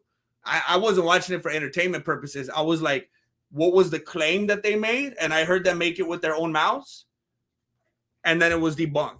I didn't want to just sit there and hear them blowing smooches at each other. I don't want to listen to the whole 2 hours or whatever that was. But I think that's kind of like a conflict of interest right there. The kind of favoritism that the fighters get from Dana. Like, I can't even imagine when you're talking about like the NBA or like the NFL or any other kind of sport like that, where you have like, I mean, could you imagine like, I don't even know. I don't keep up anymore. One of the most famous athletes right now. Can you imagine like the only one I know off the beanie is like LeBron James, which is funny because I think he's like a grandpa in the sport now compared to how people look at it. Imagine like LeBron James has he's on TikTok and he's sitting there chilling on the couch with the NBA commissioner. That feels like a conflict of interest. And they're doing like TikTok dances and stuff like that. They're trying to make like that NyQuil chicken or whatever. That'll probably make some of the other teams and the coaches feel funny.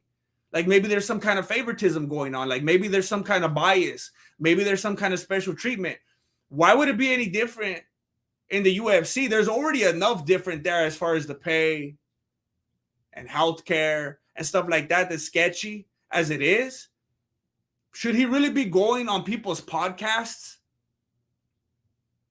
You're going on somebody's podcast who's a fighter, who's going in there, putting his life on the line basically against someone else.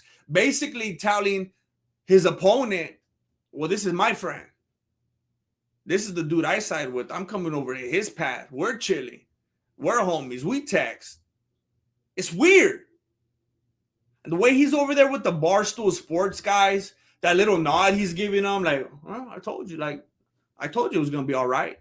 It wasn't just like a, whoo, it wasn't a UFC president kind of like That was a weird one, wasn't it? It wasn't kind of like a, oh man, what? I wonder what's going to be in the news tomorrow. It was kind of like a, yeah, I got you. Did you see it? His little nod and it was reassuring. It wasn't surprise. It wasn't excitement. It wasn't bewilderment. It was like, I got you.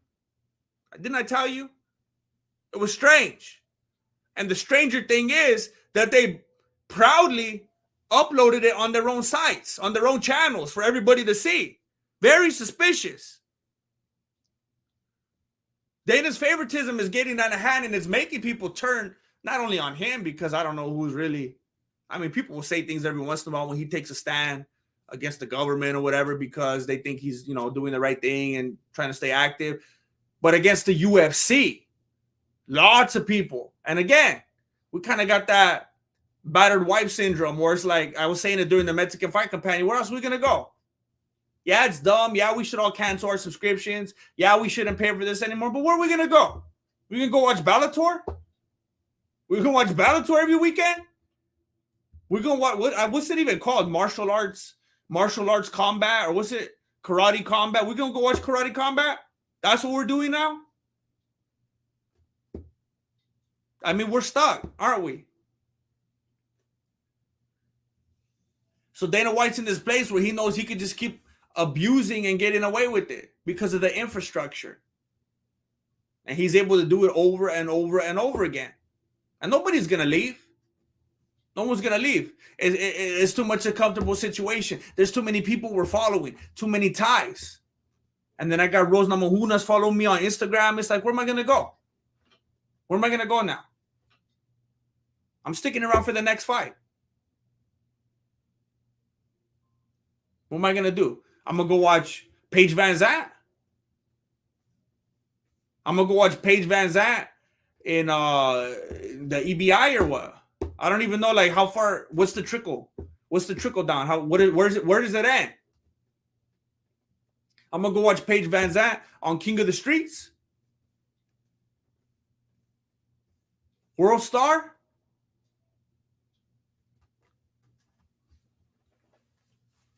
But it's turning a lot of people off. It's turning a lot of people away.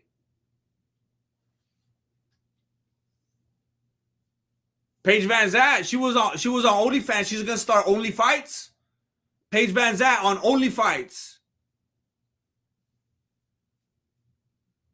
Dana White's favoritism is ruining the sport. And here's the problem with Dana White. He's such a fanboy of Vince McMahon. He thinks he could pull the same kind of a thing in the UFC. You know, Vince McMahon has the beef with Stone Cold Steve Austin, and he's like homies with The Rock and stuff like that. The problem, Dana White, is you can't do that unless you call it like Ultimate Entertainment Championship or Ultimate Fighting Entertainment or something like that. Because if you try to keep it intact as what it's supposed to be, then you can't be going for Vince McMahon. You could only do that within the parameters of like what WWF is, and we get it, and we're on board. We're there for the ride. But you can't do that within the parameters of what the UFC is supposed to be. It's not the same. Now it's just sketchy, and now it's just dirty. Ultimate Fictional Championship.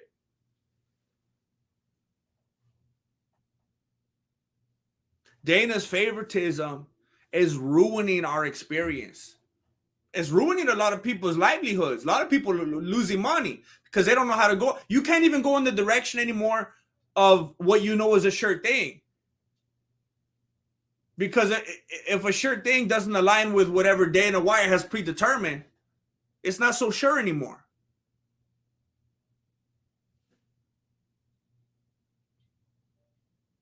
And then when you have a fighter, and this is probably the most blatant example we've seen of it recently. Nana La Rogue, Feliz Navidad, best Jesse on the UFC.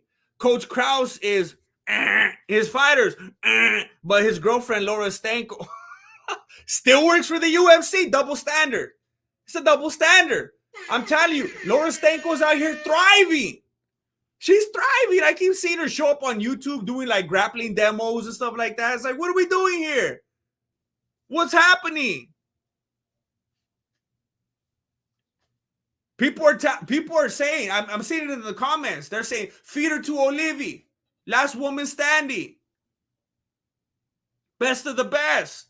They're done with her. They're over Laura already. Please give a shout out to my hubby, Whole Foods Robert. Wait, what? Wait, what? They call him Whole Foods Robert? What?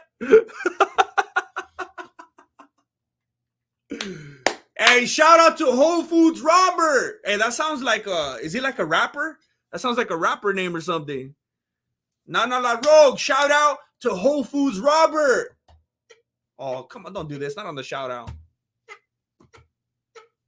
Come on. Whole Foods Robert in the house. Yeah, it's a double standard. And it's disgusting. It's disgusting. She's out here doing the same old thing like she's always done, not running into any problems, only running through man. Her husband's out home washing the dishes. She just keeps leaving the mess behind. Thank you, Nana La Rogue.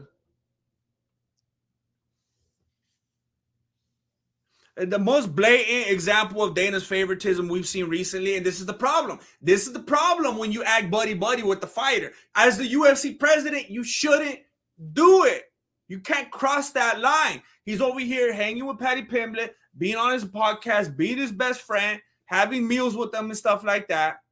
And now when you're in a position where there's a fight, and it's very controversial, for whatever reason, even though I don't think it should be. The only reason it's controversial, by the way, is because Paddy shouldn't have won. It's not controversial in that it was close, because it wasn't close.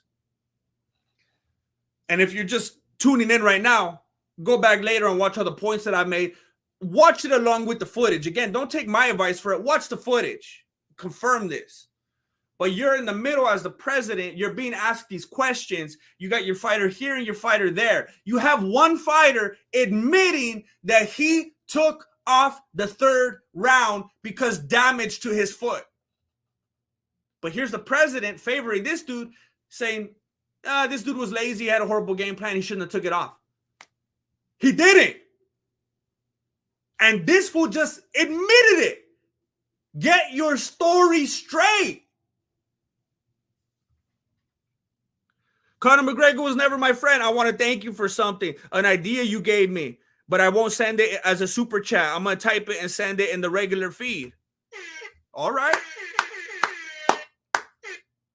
What am I doing? What are we doing here? What are we doing? It's giving you the 10-horn salute. All right, that's like 15. There we go. No. 20-horn salute. 30 horns. Okay, we can't do this. Okay. All right. Okay.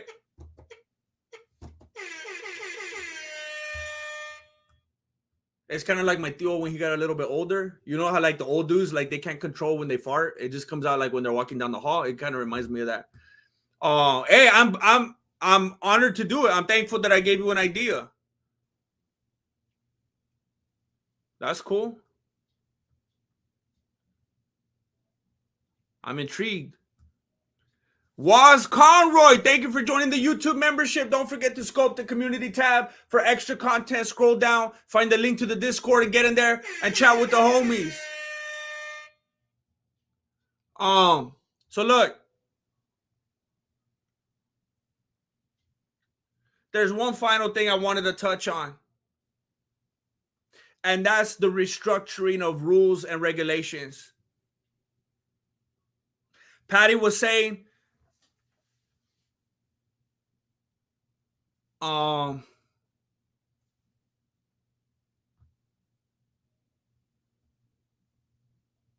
up, what's going on right here?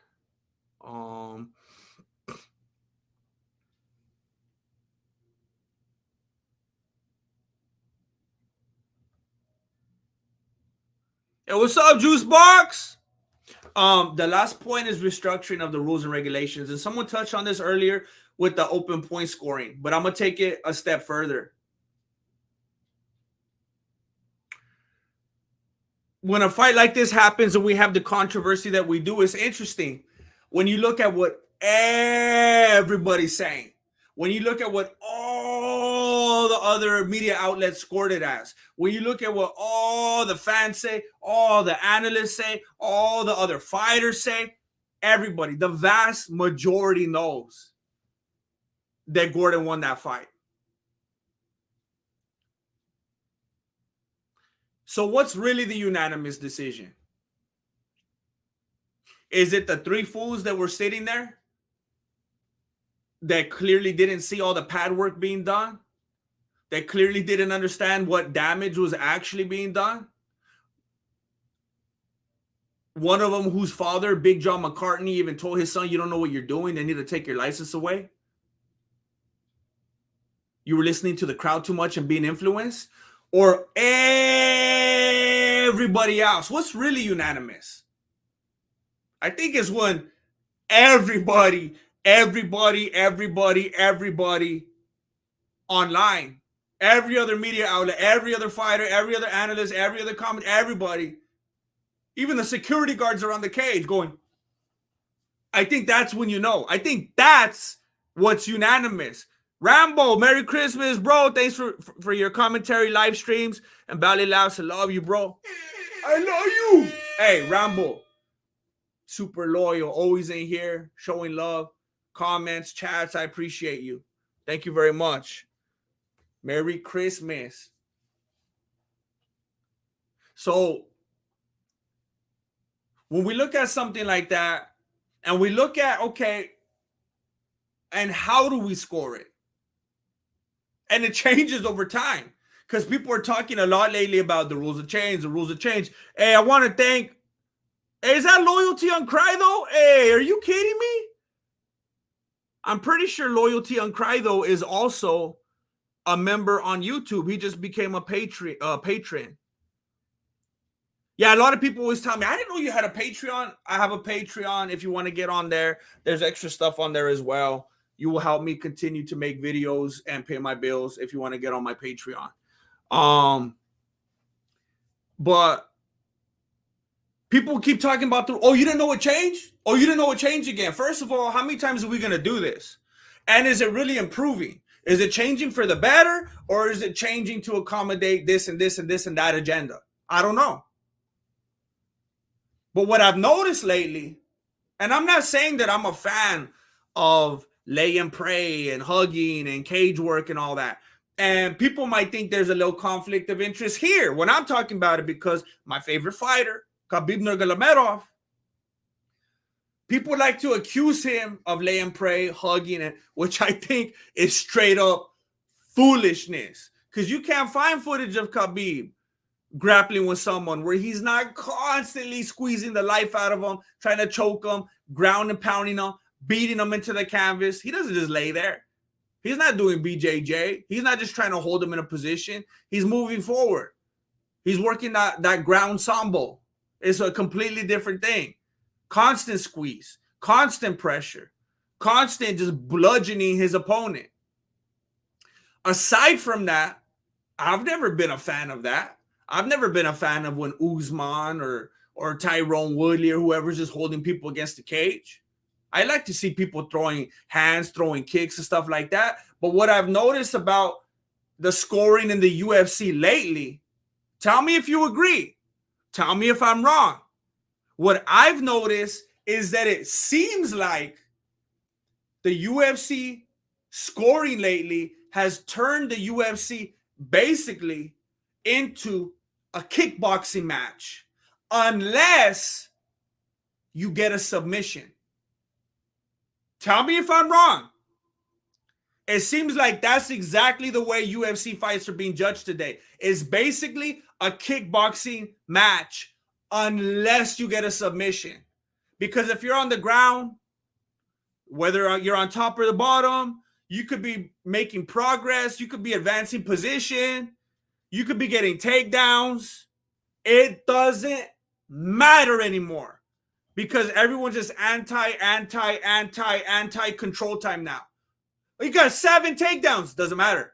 He was on top of him the whole round. Doesn't matter. He was on the bottom the whole round, had him in a triangle choke, but he didn't tap, but he completely controlled. Doesn't matter. Because in the first round, he punched him more. And I'm seeing everybody agree. Because that's basically what they turn it into. They don't want the takedowns anymore. They don't want the control time. They don't care if you have him in a Kimura the whole round and he's not tapping. Unless there's a submission, doesn't matter. It's a kickboxing match now. And see, I understand that perspective. Cachucho, he says, I'll take it as long as lay and pray is gone. I hear that. I understand that, but I just hope everyone's at least willing to and will acknowledge we're not really watching a MMA fight anymore in the terms that we think of an MMA fight. I just hope, nobody really loves to watch lay and pray, but are we willing to admit that we're watching a kickboxing match now? Unless there's a submission. That's what it is. And I hope that all of you hearing this right now share that with your homies and all your friends that like to watch fights. Share that. Do you agree with that? Tell them, I heard this. Do you think that's true? Because that narrative, that thought needs to be out there. People need to know. I'm watching a kickboxing match now, unless it's a submission, because people are being fooled. We're not watching MMA matches anymore. They're kickboxing matches unless there's a submission. Because everything else that we thought could fall into the MMA umbrella, all the grappling, all the takedowns, all the holds, all the locks, all the chokes, doesn't matter. Does not matter. Evil comes out Chamoyev GM Pimblett fight is getting reviewed. Pimblett fight is... No way. Wait. What are you talking about? Did news come out? Are they actually reviewing it? Evil comes out Chamoyev, the Weasel just posted a video. Are you kidding me? Are you kidding me? I did see MMA. Thank you for telling me that. Evil comes out Chamoyev. I did see it in a video recently. I think it was MMA Digest. I really want to give him credit if that was him. Who was it?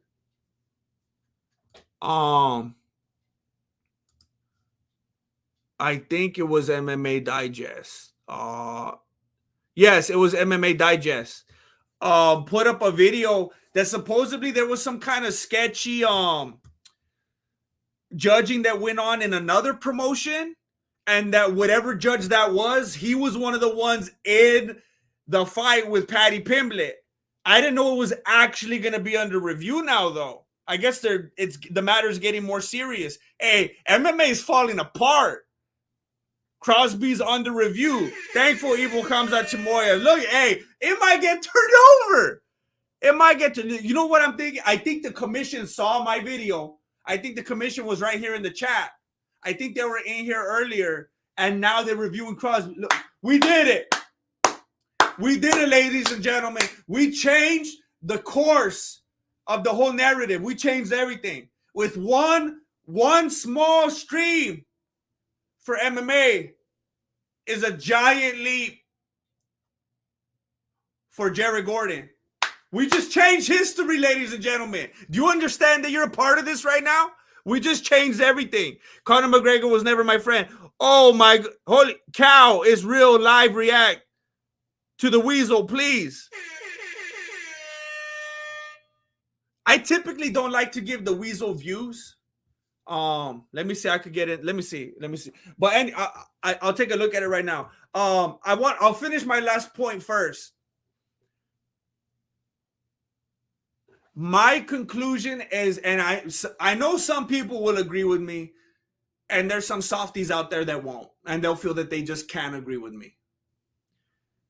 I think if we're talking about fighting right here, if we're talking about UFC, which was what it was always supposed to be, I don't think we should have judges.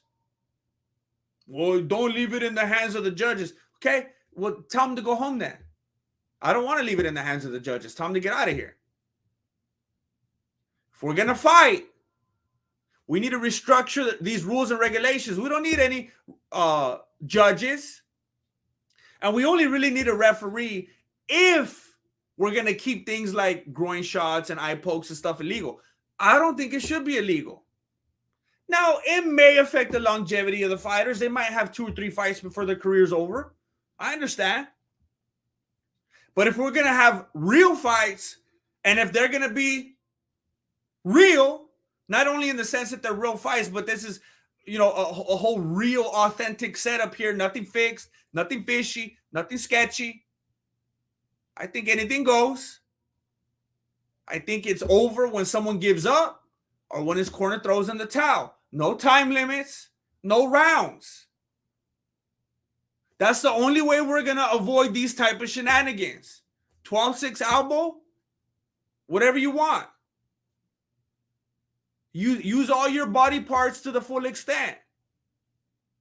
That's the only way things are going to be 100% authentic, 100% real, 100% true, nothing sketchy. We're not going to be scratching our beanies. What about this intention? What about that agenda? What about what they're trying to do here for this career path? Nah, it's not politics. It's a fight. The only way we're going to get to that point, bite them. Hey, if someone attacks you right now when you go to JCPenney, are you going to, hold up. Just don't poke me in the eye, though. Hold up. I'm going to go to a wedding next week. No face stuff. Don't hit me in the face. Hold up. Don't bite me. Even if it's on my leg, don't bite. And a fight's a fight or it's not a fight. What are we doing here? We playing patty cake? That's the only way we're going to solve these kinds of problems. And that was my final point. I had 1, 2, 3, 4, 5, 6, 7, 8 points to break this whole thing down. It's going to be a disaster for me trying to timestamp these, I'm sure. Chuck Fury at FuriousComedy.com. I thought Lay and Pray was a Tinder thing. Sorry. Hey, that would be a good screen name. I don't know if you're on there, Chuck Fury. That would be a funny screen name. That would be funny. You should try it. you be like laying down on your side like this. That would be a funny profile photo.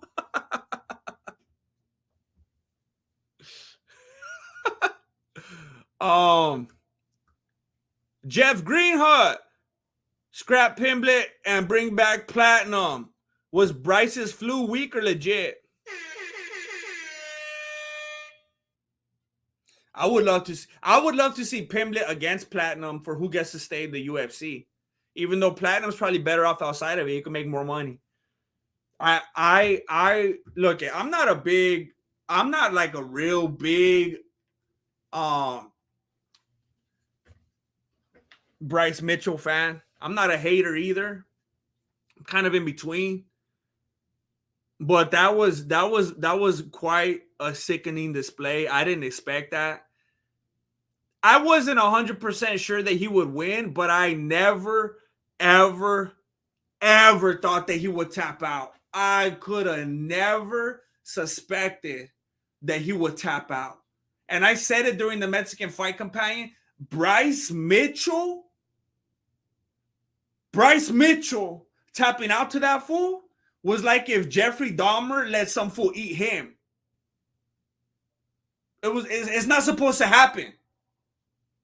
That would be like if Jeffrey Dahmer let some fool lure him into his apartment and he turned him into a lampshade. It's not supposed to go down like that. It didn't feel right. It like you could go to sleep. You could, I don't know, but when he started tapping out, my stomach hurt. And then to make it even worse, to add insult to tapping out, he starts blaming. He goes full Justin Gaethje, and he starts blaming it on the flu. And I'm like, what's going on? What's going on? You had the flu? Did you sneeze in Gaethje's face when he was riding his bike and then he crashed? Like it's just domino effect. Everyone out here with the excuses. What's happening? You had the flu? Look, I know people would have clowned on him. I know people would have said stuff. If you really had the flu, then fine then, fool. Take it off then, all right? Take it off then. I know that we're like, oh, Jordan, he's a GOAT and stuff. Game 6, flu and everything. This ain't basketball though. This ain't basketball. Karl Malone's not out there trying to choke out Jordan. Well, back in those days, he might have. That's when that's when it was hard. You try to go into the paint, Karl Malone might choke you. You could never do that today. But I thought that was sickening, just trying to blame it on the flu. I not only did, and it's who it came from. If it was another fighter and he said that, I'd be like, yeah, fighters do that all the time. But it's twofold. I never thought I would see Bryce Mitchell tapping out. So that was already a big deal right there. But then I didn't take Bryce Mitchell being the kind of dude that would make an excuse like the flu. Now, if he came in, he was like, man, I was real sad because one of my pigs died or something like that, I would get it. I'd be like, I can see that. That makes sense. And, pigs are smart. People don't understand that. But the flu? Come on. Come on. So, Enops, yup, what's up? What's on your profile? Is that a pizza? Man, you're making me hungry. You're making me hungry. You hear my stomach growling over here. You're messing with me. I appreciate it. Thank you. I appreciate it. People saying swine flu. Look. Let me see. This is the last thing I'm going to do right here. Let me see if I could see what the Weasel was saying. Dennis Myers, what's up? Good to see you again, Grandmaster Jesse. I've been listening to you all the way to Wichita and back. Hey, I kind of been to Wichita then. And by the way, did you know the live chat covers up the like button? YouTube should fix that. What? Oh, are you watching on mobile? When you watch on your phone, it does that, huh? That's dumb. I didn't even think about that. Hey, but thanks. I never been to Wichita before, so I was able to go vivaciously through you. I appreciate that, Dennis Myers. Good to see you. I'm honored that you're allowing me to go on your trip with you and making me privy to that like button. I had no idea. Thank you, Dennis. Do GM. I say Frevola is next for Paddy. The Guru says Moicano. Who you want to see? Love you, man. Hey, love you, boy. Frevola. Look, see, here's one of the things with Paddy, like, Darren Till has been such a blow to the, what do you even call him? I never know what to call him. Should I say to the UK, to England, to the British? I don't know how to say it.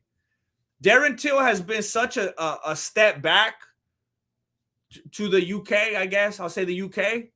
That it's like they're just scrapping for crumbs right now. They're just scrapping for crumbs. Everyone else has been a big letdown, so they're really trying to make Paddy be the next thing. They had Adele. Adele was like a big deal, but then she lost like 150 pounds, and now nobody likes her anymore. They don't like skinny Adele. Like the UK is like running out of people. Gordon Ramsay stopped being so mean, and they turned on him. They liked it when he was a mean guy. He went full softy, and now they don't like it. They like that, hard disposition and stuff like that. It was like he was like a hard to get kind of dude. And then when he stopped being that way, that happens sometimes. When people stop playing hard to get, then it kind of loses its allure, So the UK is just really, really grasping for some. I mean, besides, like Paddy Pimblett and MMA Guru. Those are like the only two dudes that the UK has right now. Aside from MMA Guru, I think Paddy Pimblett is the only fool that the UK has right now. So they're just trying real hard to make it work. Frevola, I mean, at this point, it doesn't matter. Look, I would say Frevola Moicano, I would say doesn't matter. Anybody. Whoever, because look, if Gordon already beat him, whoever's the next level beats him. Grappling or striking. I mean, we saw that Paddy was afraid to even grapple with Gordon. And when he was on his back, which is where James Rogan, James Rogan was saying that he was such a threat on his back. He wasn't even able to grapple then. He was trying to throw elbows and stuff. Gordon, he couldn't do anything. He couldn't do anything to Gordon from the back. But I would want to see Moicano. My reason, and that's only because you brought it up. I might not have even thought of this otherwise. The reason I would say Moicano over Frevola is because Moicano just kind of stepped it up a little bit recently. He started learning how to cut promos. He started getting all excited, talking about, they not give me my money. I forgot how it was funny. It was funny. Even Joe Rogan was laughing because it was uncharacteristic of Moicano. But it's funny. He's breaking out of his shell and everything. Because of that, I want to see that show continue. I want to see that trajectory continue to move forward. So because of that, I would like to watch that show. You know, I'd like to see that from Moicano. The name Paddy Pimblett will be a nice name for Moicano to have on his wall. But that's no disrespect to Frevola. It's just because of that little entertainment aspect for me. I as a non-Bryce fan, the look of horror on his face as Ilya was throwing him around was just look, I'm probably leaning more toward not being a Bryce fan because his delivery and his personality is pretty abrasive. He's not the most likable dude, and he's kind of like, it's almost like he tries to make sure. Like, some people are just a little bit against the grain. Bryce Mitchell almost seems like he tries to make sure that he's abrasive and just hard to like. It's almost like he wants to give you just enough attitude to make sure you don't like him. He's not like over the top annoying and crazy and obnoxious like Pimblett or Adesanya, but he's a little obnoxious. Koki 007, I think I heard him say that he will beat Islam. That's right. He was like kind of like giving Charles Oliveira a hard time and saying that he would have done way better, and he could have. That was straight up delusional. He's delusional, and he's just like Ayla. Allah, I agree, and that's one of the things I like about Bryce Mitchell is that he sticks to his guns. Literally, no matter where he's at, that fool's carrying. But like, that's one of the things that I do respect about him, like his backbone. Things that he says a lot of the time, most of the time, I agree with them. But I'm like, it's just like his delivery, I think, or his personality. But most of the stuff he says, if not all of it, I agree. I feel the same way. I think it's just the way he comes across a little bit.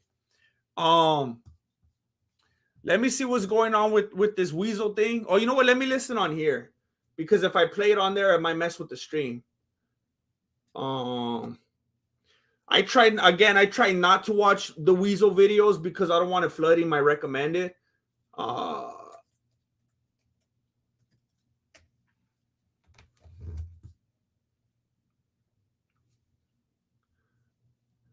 Judge from Paddy Pimblett versus Jared Gordon is under investigations.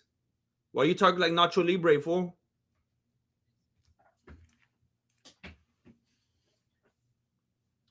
Very big news that the fans have been waiting for a long time. Okay, judge under investigation, having his judging credentials reviewed, but it's not.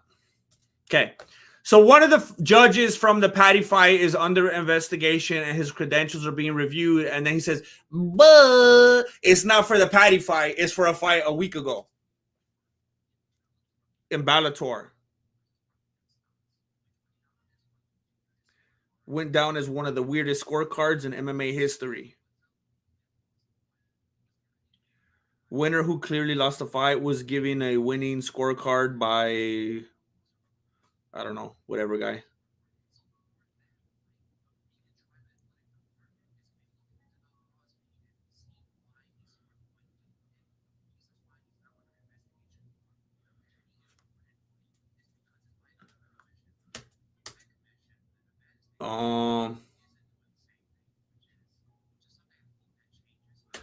Okay, I think what I just understood him say is that he's being investigated under the commission for the Bellator fight, but the Nevada commission is like, nah, we're good. Like they don't want to act on it.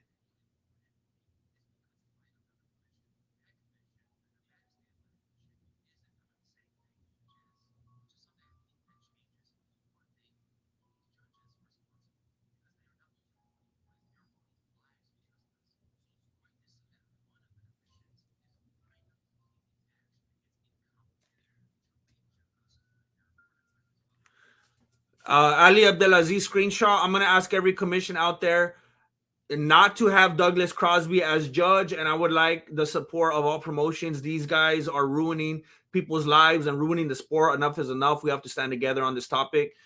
I agree. I mean, I heard somebody talking about it earlier. I really wish I could say who it was. Oh, it was actually. You know what? I'd like to give him a shout out if I can, because he has a pretty small channel and I listen to his stuff a lot. So it's like, why not? Oh,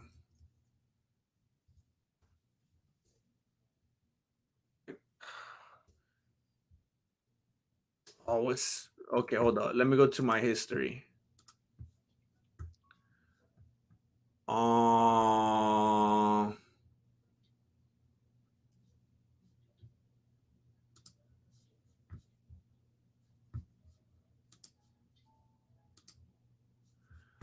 This fool right here. I think it was this video.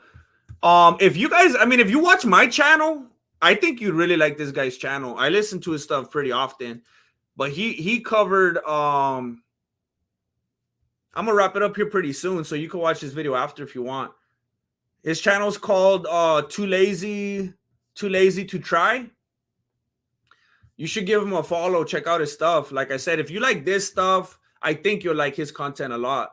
But he was talking about the Pimblett Gordon fight, and he made a good point how it's not just annoying for the viewers or the fans or anything like that. This is really, really, really messed up for Jared Gordon. Like this is his life. This is his livelihood. That's really, really messed up. It's not just like an annoying thing. It's not just an annoying weekend.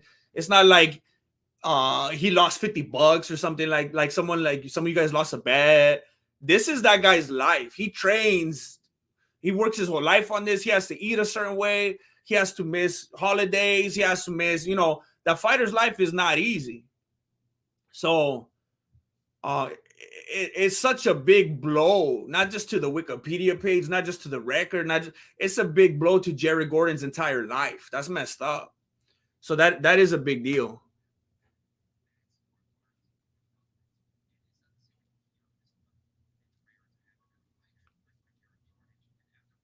So I'm trying to skip through this because I'm trying not to give the Weasel too much watch time. I think he goes on Fiverr.com and buys views or something like that. So I don't want to get like I don't want to get caught up in that YouTube controversy and get like a ban from Susan Wachiki or anything like that. I don't want to be caught up in his views. We're talking about sketchiness while we're on the topic. But yeah, I'm gonna have to go and timestamp these now. I don't know if you came into the stream late, but I had 1, 2, 3, 4, 5, 6, 7, 8 points that I covered in this video, the case against Paddy Pimblett and why he absolutely did not win this fight. First point is his dishonest nature and the type of individual that he is, willing to participate in the UFC's agenda. The second point is the narrative that's being put out there and how it's influencing people, his fans. The narrative that was put out by the crowd, by their shouting, by their applause, by their thinking that things were landing when they weren't. It influenced the judges. It's influencing people in the comment section still. The pad work. That fool was straight up training in there, trained his way to victory, throwing pad work. Everything he was throwing was landing on pads or on the guard of Jared Gordon. Fourth point was Paddy's the one that coasted in the third round. People need to stop saying that Gordon took it off. He didn't. Pimblett admitted to taking it off, and he stalemated the whole time as Gordon tried to progress and advance position. The sketchy judging is the fifth one. We've already seen it. We've already seen them changing the scorecards. We're seeing people under investigation. Dana White saying, "You think we would do this? People will go to federal prison." Well, people go to prison for a lot of things they do, and they still do it. Fool, it's not stopping any crime. 6-1 damage. Who really got damaged? The fool that has a couple cuts on his face, the fool that has a black eye because you poked your finger as far in there as you could, or the fool that has a broken ankle and has to go get an MRI and is scared to spar Jake Paul now because he's too hurt and he had to limp away from the Joe Rogan interview. Point 7, Dana's favoritism. It's disgusting. In the post-fight press conference, Paddy Pimblett admitted one thing and Dana White saying another, making Jared Gordon trying to make him look bad. Point 8, we need to restructure the way things are scored. We need to restructure the judging. They're basically glorified kickboxing matches now, unless there's a submission. We don't need any rules. We don't need any referees. We need a real fight. The fighter gives up or the corner throws in the towel. No rounds, no time limits, or we're just going to keep experiencing the same thing over and over again because there's an agenda and there's money to be made. I want to thank you all for being here. I know that there's a lot of other places you could have been. I know a lot of you should be working right now, and I'm glad that you didn't get caught. I appreciate your time. I will be streaming tomorrow on my Rumble page. I'm going to stream some street fights and stuff like that, stuff that YouTube would never let me break down, or they'll age restrict and block and demonetize me and all that. So I'm going to be doing it on Rumble tomorrow. If you're not following me on Rumble, go join on Rumble. Just type in Mexican Martial Arts. It's free. It's completely free. If you want to hang around for 10 seconds, I'll paste the link in here, right here for you. It's completely free. All you got to do over there is go and watch just like you're watching this right here.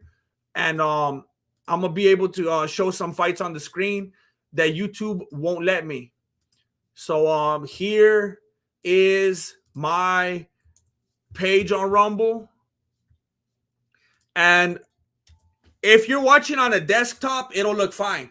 No problems. But if you're going to watch on a phone tomorrow, please download the Rumble app. Again, free. Because there was we realized last time, if you watch on the website, it looks real little. The visual of me and the footage is super tiny. But if you watch on the app, everything looks perfect. So I'll be on there tomorrow. I believe I'm going to be on there about 12 p.m. PST. So 12 o'clock on the West Coast. That'll be 3 o'clock for you on the East Coast. Everyone else, I don't know where you're at. But I'm going to be on Rumble tomorrow, and I'm going to be hopefully watching some fights. I don't know, maybe like an hour and a half. We'll hang out or something. Thank you for being here. I appreciate your time. Thank you for watching Mexican Martial Arts.